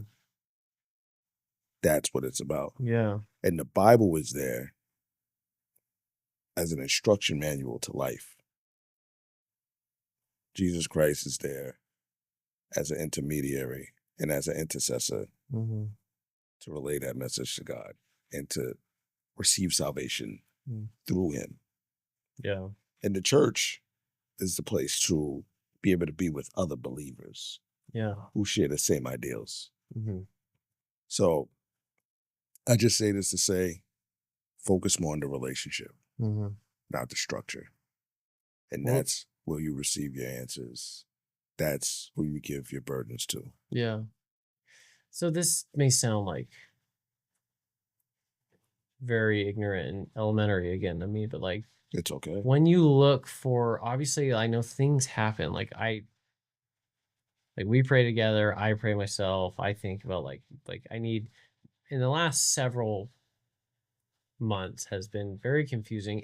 Good things are happening which are making it confusing. It's just like getting pulled a lot of different ways. Yeah. My own businesses, other people's businesses, good problems to have. And like, do I focus more on this, or whatever, right? And I've been looking for answers, like where in weird ways they present themselves, like how we connected, and but where, in what form do you look for answers? I don't know if that makes sense. Like when you ask, and I I pray for some guidance on what is the right answer, That's a when beautiful question. when it's not like so obvious. I think there's like obvious forks in the road, right? Yeah. Do drugs, don't do drugs. Obviously don't do drugs. But when it's like this could be a good route, or this could also be a good route, like how do you make those decisions and like lean on God Yeah. for that? I mean, that's like where I want more education on like where is it other believers that I call and say, hey, this is what, like, can you be my therapist here? Can I tell you everything I got going on? Well, Is that, or is it? Yeah, it's fellowship. You and I, we have a friendship now. And it's a conversation that you and I can have. Mm-hmm. Not just me, but other people that you may have talked to in the church that you see offer Yeah. some great advice. But then Yeah. also, like I said, the Bible is the instruction manual Yeah. to life. That's the cheat code. Yeah. And then I always make this analogy. I say that if you were to buy a Tesla, you didn't know how to operate it, you can't call up Elon Musk and ask him. You could try to get in charge with somebody that's higher up, but you're not going to be able to. You're going to go to the instruction manual to try to figure it out. Mm-hmm. Right. Yeah. But you're not talking to Elon. It's not happening. The Bible, you have that as an instruction manual, and then you have Jesus as the intermediary where you could talk to, get your message to God. Mm-hmm. Everybody has a different relationship with God. So he answers them in different ways. Mm-hmm. Sometime I'll be reading the Bible and whatever it is that I've been asking for, you have to ask it. If you ask it, you'll get it. And if it's God's will, it'll come to you. Mm-hmm. I'll be reading the Bible and something will jump out right there. This is what I've been looking for. Yeah. I'll be watching TV. This is something I'll see a bumper sticker. Yeah. This is what I've been looking for. Social media post. Mm. Here's my answer. That's just me. Everybody has a different relationship with their father. Mm-hmm. But in order to figure out what you were created for, you can't find that within you. You have to find that with your creator. Mm-hmm. If you want to find out what the Tesla was created for, you have to look at that instruction manual, but it would be great if you could talk to the creator himself. Yeah. But you can't. Love that. So if you seek him and you said that you feel like you received signs from your mother Mm-hmm. or something will pop out, Mm-hmm. right? Mm-hmm. Why can't that not happen with God? Mm-hmm. No, it can. It is that much more prevalent. Yeah. So That's pretty cool. That gives Yeah. me chills. yeah, it's that much more prevalent. When you believe, the signs will be there. There's been so many things that have happened to me within the past year, 3 years, Mm-hmm. and me seeking my purpose. How do we know our purpose? Mm-hmm. How do we know what we're supposed to be doing? We see everybody else on social media and we have mentors and they're Mhm. killing it doing this, killing it doing that. Yeah. But was that what we were created for? Yeah. Just because it makes us money, just because we're good at it, doesn't mean that's what we were created for. Yeah. Not necessarily. How are you bringing value? How are you helping people on a day-to-day basis with your gifts, with your talents that you were assigned? Mm-hmm. I don't want to go too deep on it. No, I love that because that is my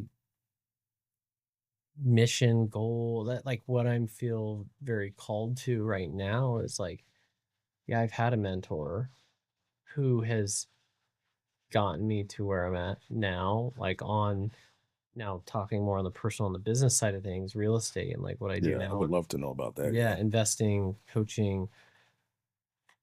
And one thing that killed me in law enforcement is like, I know you've heard this before, is Lenny, what would you do if you weren't a cop?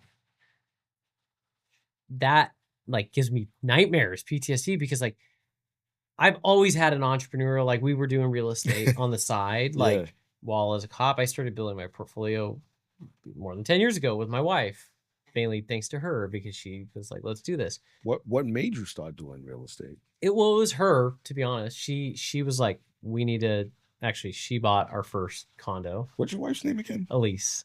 Elise. Elise, yeah. You got a rider, bro. Love you, Elise. Elise. Yeah. I every time he talks about you, he has this like glow to him. So Yes, she's the best. shout She outs to you. We met in San Francisco. She bought a condo when we were dating. We ended up selling it a few years later after renting it for a bit, made a good amount of money on it. We're like, oh, okay. Like this whole appreciation play is a thing. And real estate is, is definitely a long-term play. It can be short-term. And I play in the short-term world too. But like, I've always had this drive to like, as much as I was passionate and knew I wanted to be a career detective. I really had no desire to like promoting or doing anything. I just wanted to be a career detective. That was my goal. Like I really saw myself being that like 25-year detective that worked just badass cases. But there was something eating at me, like I want more. And this is what I think. I get into something and like, okay, do it well, and then more. Or not more, but let me learn the next thing, the next trade to provide value. So anyways, Which I think is a good mindset to have. Yeah. But one thing that I always got hit with cops was well, what would you do if you weren't a cop? And I think the cops that I know, and cops in general, like in the world, in the United States, are some of the brightest people ever and some of the smartest people ever. I mean, I preach about this on my social media, but like you deal with shit, big problems. You make big boy, big girl decisions on scene that affect people's lives, That's right. rights. You take rights away legally. You can take someone's life if you need to. Like it's a powerful position to be in, and it takes a strong person, a smart person, and like I will never forget that because there will always be the cop in me. And it kills me to hear cops like sell themselves short and be like, well, I don't know what I would do if I wasn't a cop. And I'm like, dude, I don't know either yet, but like, I promise you, you can provide value to someone or learn something else. Go start that business, get into real estate, get into whatever it is, whatever you're passionate about. What you said about providing value to people like really resonated with me is like, that's anyone can do it. And like, that's what I have felt like, especially in the last year, so compelled to do is to help first responders, cops, obviously specifically, I love my cops, but firefighters, military, to like start working on their plan B. Yeah. You know, you can still, I'm not saying go quit the job. Like, I mean, if you want to, cool. Like if you need to, or if you have to, you know, you have income elsewhere, but like start building that plan B so you're not so dependent on a job, and also give you the trust that like, you know, there's more out there for you. That's right. Like, and I'm not indicting law enforcement. Like, again, we need our cops and we need good cops and we need to be safe. And like, they're the backbone of like our, you know, being safe. But give yourself some credit and start building a plan B. Build a skill. Exactly. And the way I have done it is through real estate, you know, and it's changed our life. So why are you no longer a police officer? Well, it's twofold. One, I was forced out because the doctor said I'm not going back. I'm not wearing a duty belt again. So I got like a 46% like rating on my low back. My knees like was like 23, and these percentages don't mean much, but like 19 on my heart. Like I got like my back and my knee just blew out, and it to the point where like, you know, debilitating. In the line of duty? Yeah. Okay. And you know, procedures, and I was told like, if you go back to wearing the duty belt again and you injure it ever so slightly, like it could cause like serious, like you may not be able to hold your kids again, kind of like it could like really mess you up. So, and I was down for a long time, where like bed rest, like, and debilitated, you know, too. And it's still like I have to baby it. I have to stretch daily. I have to do all the things. But my transition to, and that's why I'm so thankful for starting my wife, Elise, again, starting her buying this first home when we were like 22 years old when we met, or 21 or whatever it was. The compound effect in real estate is real. Like, yes, there are ways to churn a quick profit and do a flip or do a burr or do STRs and make monthly cash. Wholesaling, exactly what you know. Yeah, and there's ways to churn and burn properties and make money.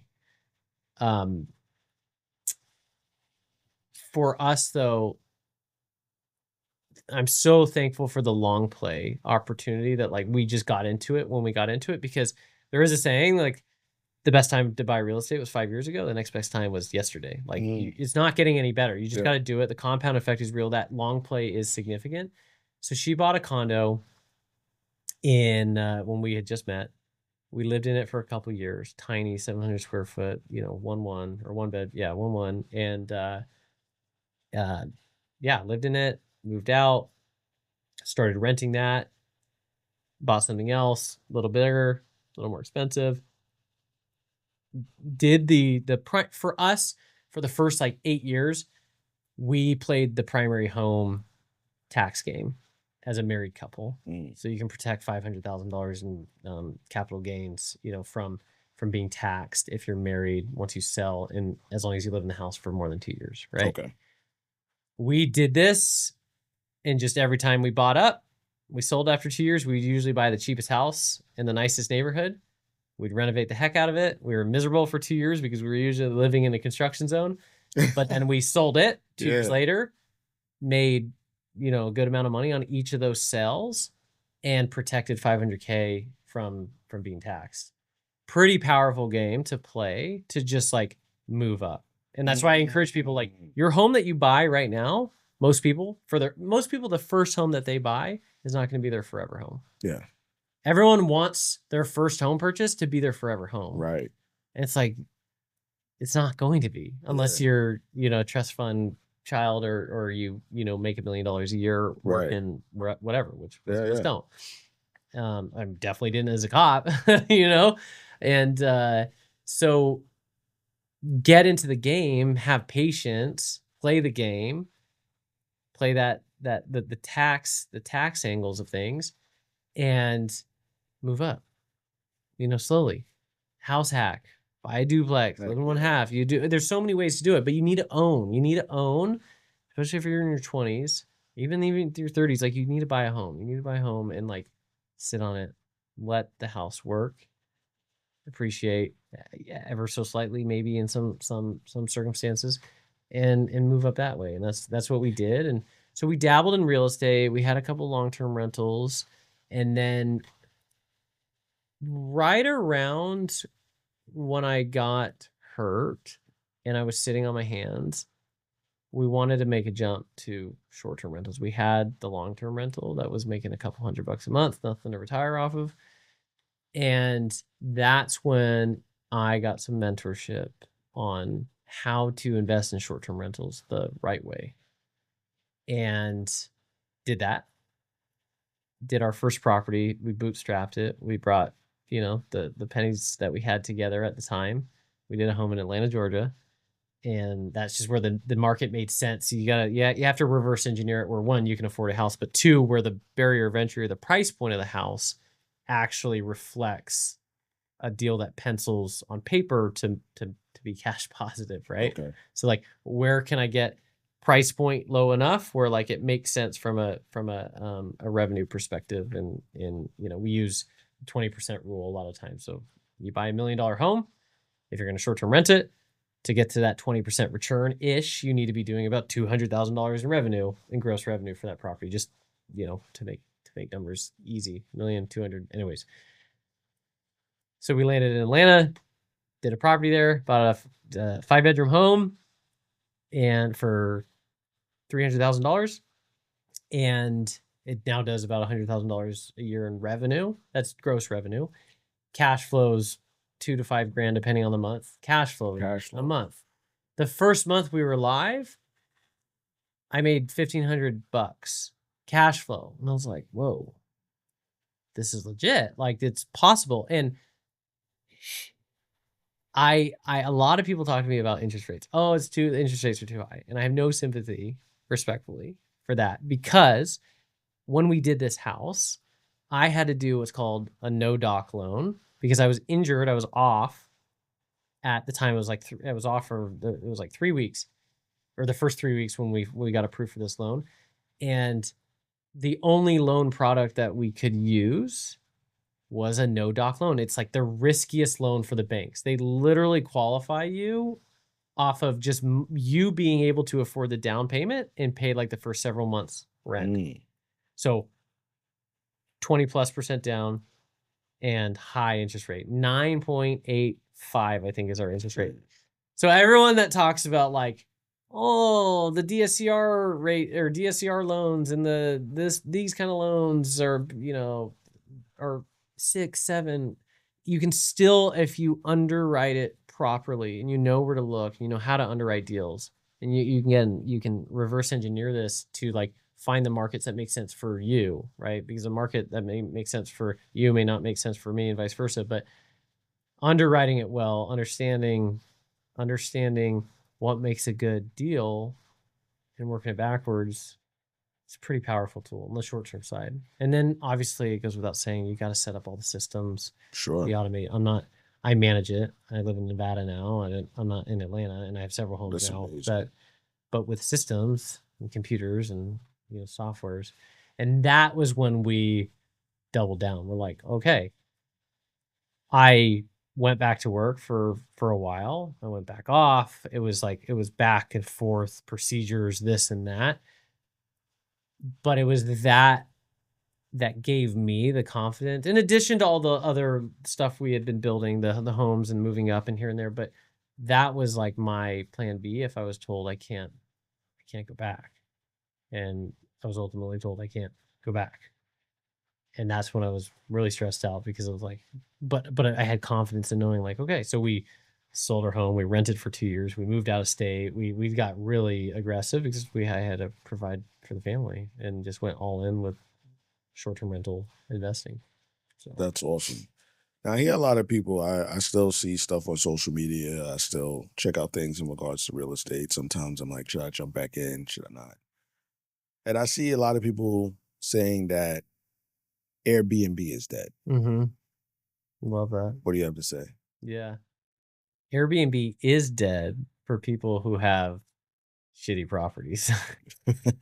Just to be super frank. Okay.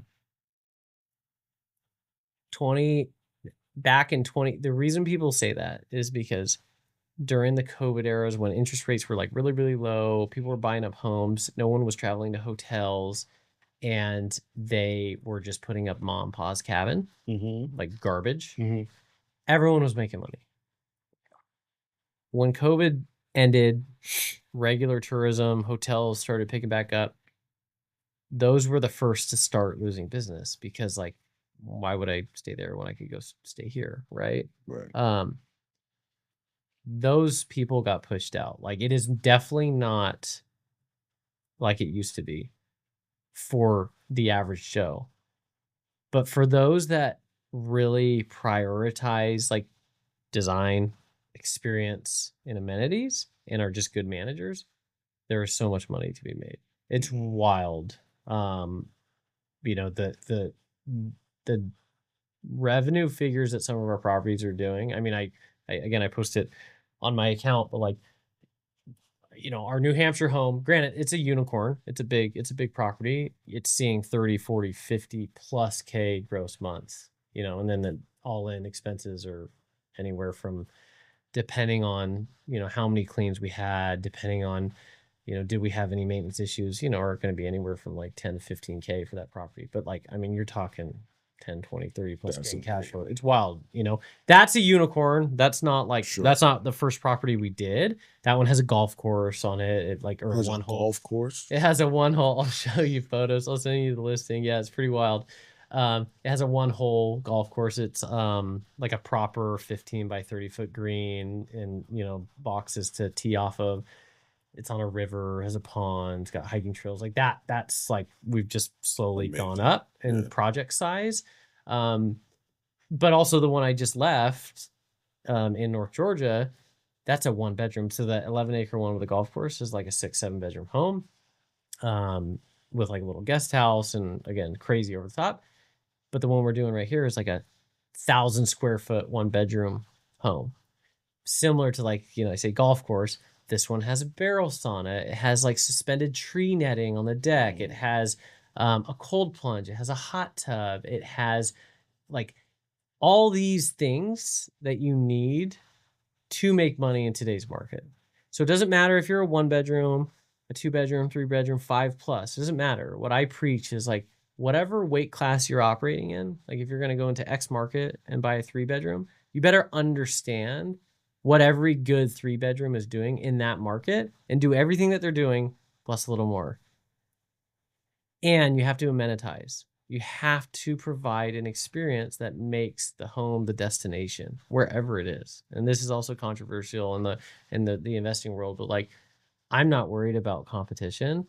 I'm not worried about location. I have homes in not so sexy places. I'm not going to say where they're at because people probably live there and I don't want to offend them, but there's some places that I have homes that are in not sexy places, but they crush. They do so well because they have, a pickleball court. And again, our first property did not have a pickleball court.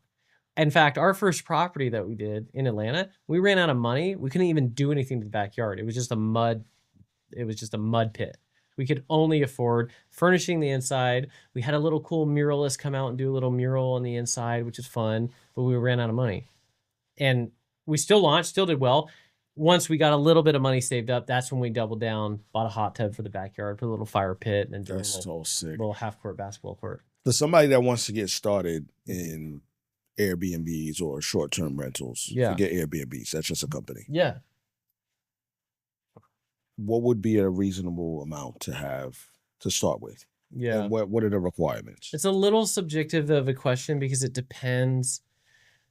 It depends on your lending abilities. Obviously there's a lot of people on the internet that'll preach arbitrage. You don't need to own the place. You can do that. I know how to do that.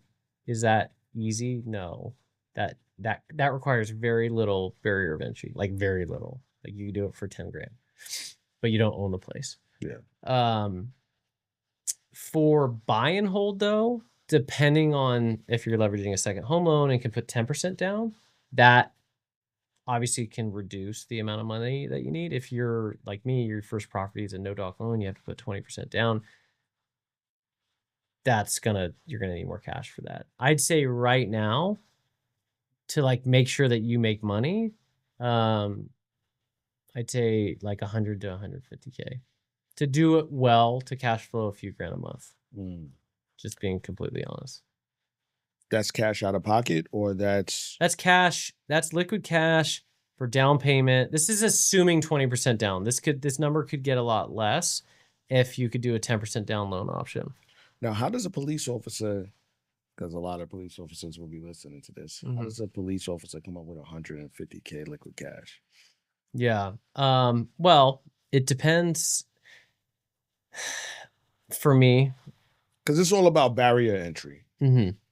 Cops are very negative. Yeah. And they want to know how. Show me the way. Yeah. So you can get creative with financing. I'd say for me, a lot of the deals we do now are with outside capital. Now, can you do your first deal with outside capital? Maybe.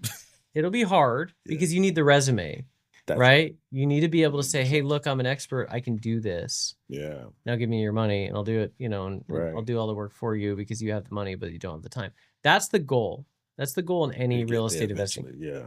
Yeah, that's the goal in any type of real estate investing, is to get to that level, because most people run out of money before they run out of a deal flow issue. So my advice is learn how to invest, get educated on it. Find a mentor to teach you how to invest in this, how to become an expert, and leverage that into using other people's money. Any real estate, the Grant Cardones of the world, to the, all the big people that are these billionaires that are big real estate moguls, they are using outside capital because they know how to leverage it. People give them their money and they deploy it because they have the systems, the skill sets, and the understanding of how to use it appropriately. How do you find a mentor? And if you do find a mentor, how much you expect to pay? It depends on them and their value. I will tell you that the cost associated with me receiving mentorship from who, in the STR game was I'm not good at math here. I'm trying to do some simple math, I'm trying to compare it to like my Berkeley education and what that cost. Like your ROI. Yeah. Oh, ROI is damn near almost infinite on learning this trade because like this has actually changed my life and built opportunity to make money monthly and wealth. But let's just say like a 20th of the price. I mean, Let's very, very economical. let's say this: you spent money on mentorship. You applied what was in the mentorship to real Hmm. life, right? You applied it to your Yeah. profession or to your business. How long did it take for you to get that money back that Oh, you I spent on the mean, mentorship? for us for our first property, it was 6 months easily. Yeah. And then the ROI on learning how to scale, on learning how to use other people's money, that is infinite damn near. Mm, Because if I pay you 10, look, 5, 10, 15 grand to teach me how to, or you pay me, and I teach you how to have those conversations with people that, again, have the money. We all have people that we know that have money but don't have the time. They've always wanted to invest in real estate, but like don't really want to be a manager. They don't really want to learn it. They don't want to be fielding calls. I don't take any calls after hours. It's all automated. But um there's people out there that everyone wants to own real estate, but they don't want to do it. And that's what we do yeah. is like we take those people that don't want to do it and we apply our expertise. But for me, when I was learn, and now I teach this as well to people that want to learn and use outside capital, all it takes is one partner deal. Because if I do a real estate deal and I put none of my own money in it, but I receive equity, cash flow, whatever, you can work these deals in several ways. Yeah, An like it's infinite rate of return. yeah, exactly. I didn't put any money. I just applied my skill set. So you need to have the skill set. You need to understand and you need to get in the room with the people that are doing that can teach you. And to go back, to your question about like, 100 to 150K is a lot of money. It's a lot of money, no doubt, like a ton. That there are other ways to get in the game. I I am that is shooting from the hip for like assuming again, worst case scenario, 20% down. It was the first deal that I did. 20% down, 9 almost 10% interest rate, and furnishings for a 5-bedroom home. That was a 5-bedroom home. That was 40 grand right there to furnish that. Whereas the one we're doing right now, the 1 bedroom is like a fraction of that because it's 1 bedroom, right? So there's other ways to get in, but you need to get into the game. Like you got to get into the game and start Yeah. building a plan B. Yeah. Do you feel like real estate is the best way to build wealth? 100%. I will die on that hill. I will die on You that know hill. what? Laney's gonna get back into it.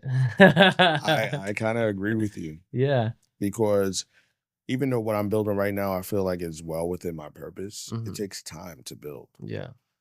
But even with me wholesaling, it took time for me Mhm. to learn Yeah. how to do it, how to sell. Yeah. You're not gonna get rich quick. You're not. And That's if the thing. That's what makes me cringe is like yes, the people yes, that yes. like, yeah, you get a quick lick in here and there and like be in the right place at the right time and make, you know, yeah, you can make a little chunk of money, but that's not building wealth. That's just building you some reserves to get you by for the next several months Right. to pay the bills. Like you need to start stacking assets, however small or big, for those long-term exits, refinances, or in the STR space, you can literally have your cake and eat it too. You can do all those things and you can make money monthly. I So got this guy on my show, man. He's no longer doing he's wholesaling. brainwashing me. He's starting to get me to sway because I do want to build wealth. And Yeah. I do like as much the thing about real estate Mhm. that bothers me is it's so cutthroat. Mhm. And people could be so slimy and Yeah. backstabbing. Oh But I yeah. guess you just gotta take the emotion out of it, right? Well, and we've done bad deals. We've done bad deals before. Like, and I perseverate over that all the time. And then at least my wife brings me back. She's like, but we almost had to go through that.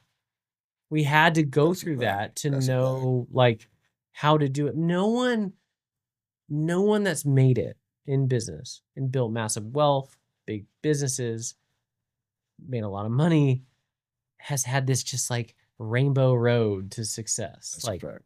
no one. They're always a setback. So I always look at like our setbacks as like really just opportunities to learn and grow, and I'm like not going to do that again, Yeah. not going to do that kind of deal. That's huge. What's the most you've ever lost in a deal? uh And I'll put myself out there. Yeah. I mean, I don't know if I told you beforehand, Yeah. but I had business partners pretty much rob me of Yeah. $100,000. Yeah, we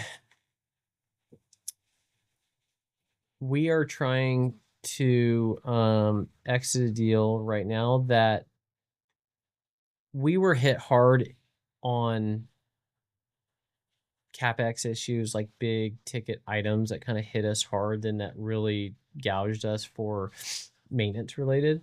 And that is part of real estate. Yeah. You never know. The inspection come back squeaky clean, and the next day the AC shits out on you. And But this is the stuff that people really need to hear, because they think that it's all going to be no rainbows and inspection came back perfectly. And then I probably won't do a 130-year-old home again. This is a historic home. It's a beautiful home. But then, for like a single family living in it, great. But then you rent it out with like a higher occupancy, the load increases. So we've been hit, and that'll be a six-figure, looking back, loss. Okay. Yeah, probably 100 to 150 probably. And, thanks for your transparency. Yeah. I mean, but that's education as well. Yeah. We've also done like our second condo we bought. We thought it was like the best move ever. And we made literally $0 on it, which again, we didn't lose any money, but we bought, it was a new build and just didn't appreciate.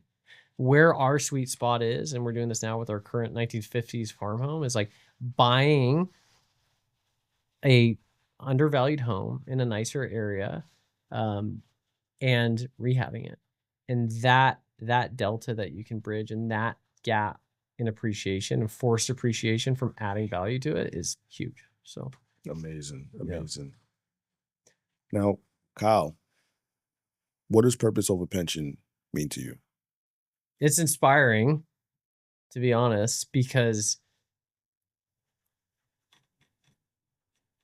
as mentioned already, like my mindset shifted when I realized what my number one priority is, which is my wife and my kids. Like they come first before anything. Like that is what I'm living for. And it took me getting hurt on the job and being off work to go, holy shit, like I have missed so much. I was like looking around, and I'm like we're raising our 4-month-old baby, right? Well, yeah, 4 or 5. And I am enjoying every second of it. Like, it's like, I can't get enough of it. Like, I'm like, I want to have a 5th kid just because like, it's so amazing. And our 3rd kid, bless his heart, he rocked our world. He was very, very difficult with sleeping and eating and stuff like that. But he's amazing. But this, our newest one, Jacob, like, I'm like, babe, is it like, this is cool? And she's like, yeah, like, Tom did that. Lila and Will did that. You just weren't around. And I'm like, it's like, it makes me emotional because I'm like, you're right. Like, I wasn't around for any of that. Yeah. And for me, like, as a cop, that was everything. How many more years you got left on the books? I'm counting down the days. I got my little counter, and like, that's what countdown app. Yeah, everyone lived for retirement, and I think like it takes so much from you that like, and goes back to what I was saying, that which I just think like I will always be cops #1 cheerleader, always. Like, I will always love my cops, like, Same here. forever. Same here. Yeah, I will Yep. always advocate, and if I, like, all I wanna do is give back, when we can financially to organizations that, for anyone that's been affected, whether it's lost spouses, suicide, whatever, like, that's the next step we're gonna take is, like, really try to build a fund and money to put towards that kind of stuff. Um, but I want it sounds cheesy, but I want cops to find more purpose outside of It out of the does. pension, out It of doesn't sound cheesy. This is the whole yeah, basis. yeah. Of I didn't want to. I this don't is want the to whole steal your basis of thunder. the. You know. That's it though, because like they're so you can like you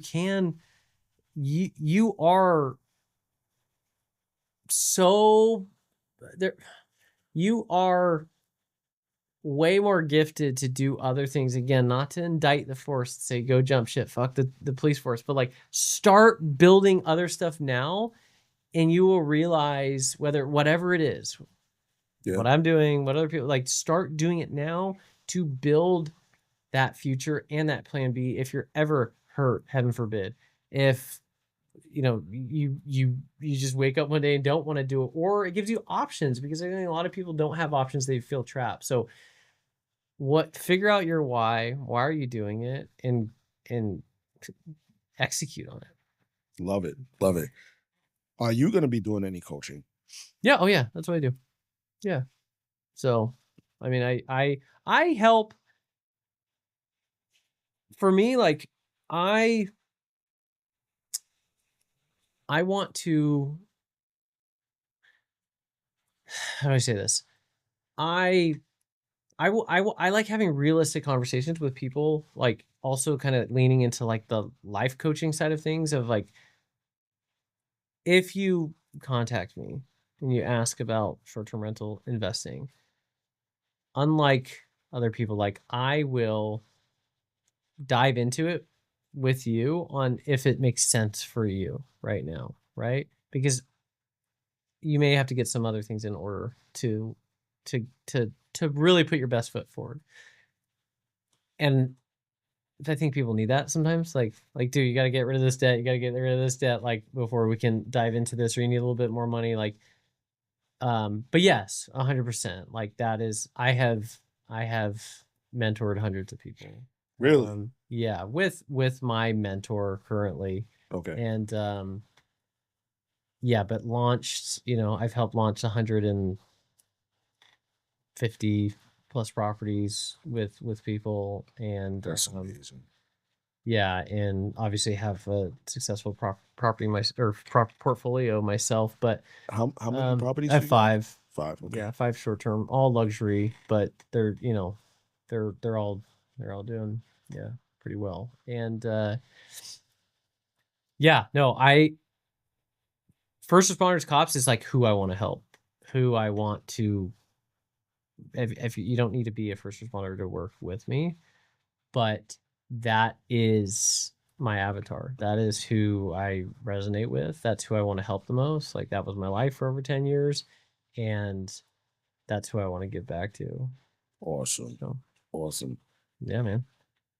Thank you so much Appreciate for coming you, on the show, man. Absolutely. I mean, you dropped a lot of bombs, very vulnerable. Yeah, that was really good. I don't know how I'm going to return the favor, but we'll figure it out. Yeah, we will. Absolutely. We will figure it It's out. been a pleasure. Can you please shout out where people can find you? If you have anything else that's coming up, please put it out there, because you'll be a great resource. Yeah. No, I mean, obviously, if on the Instagram side of things, that's where I do, most of my social. So it's just Kyle.A.Paterson, and Paterson with 1 T, as we discussed before. Yeah, Kyle A. Paterson. And yeah, I mean, I'm the guy that'll pick up the phone if you need something. I really will. And that goes for anyone listening that is, in the law enforcement world or not. If you want help on real estate, I would love to help with that.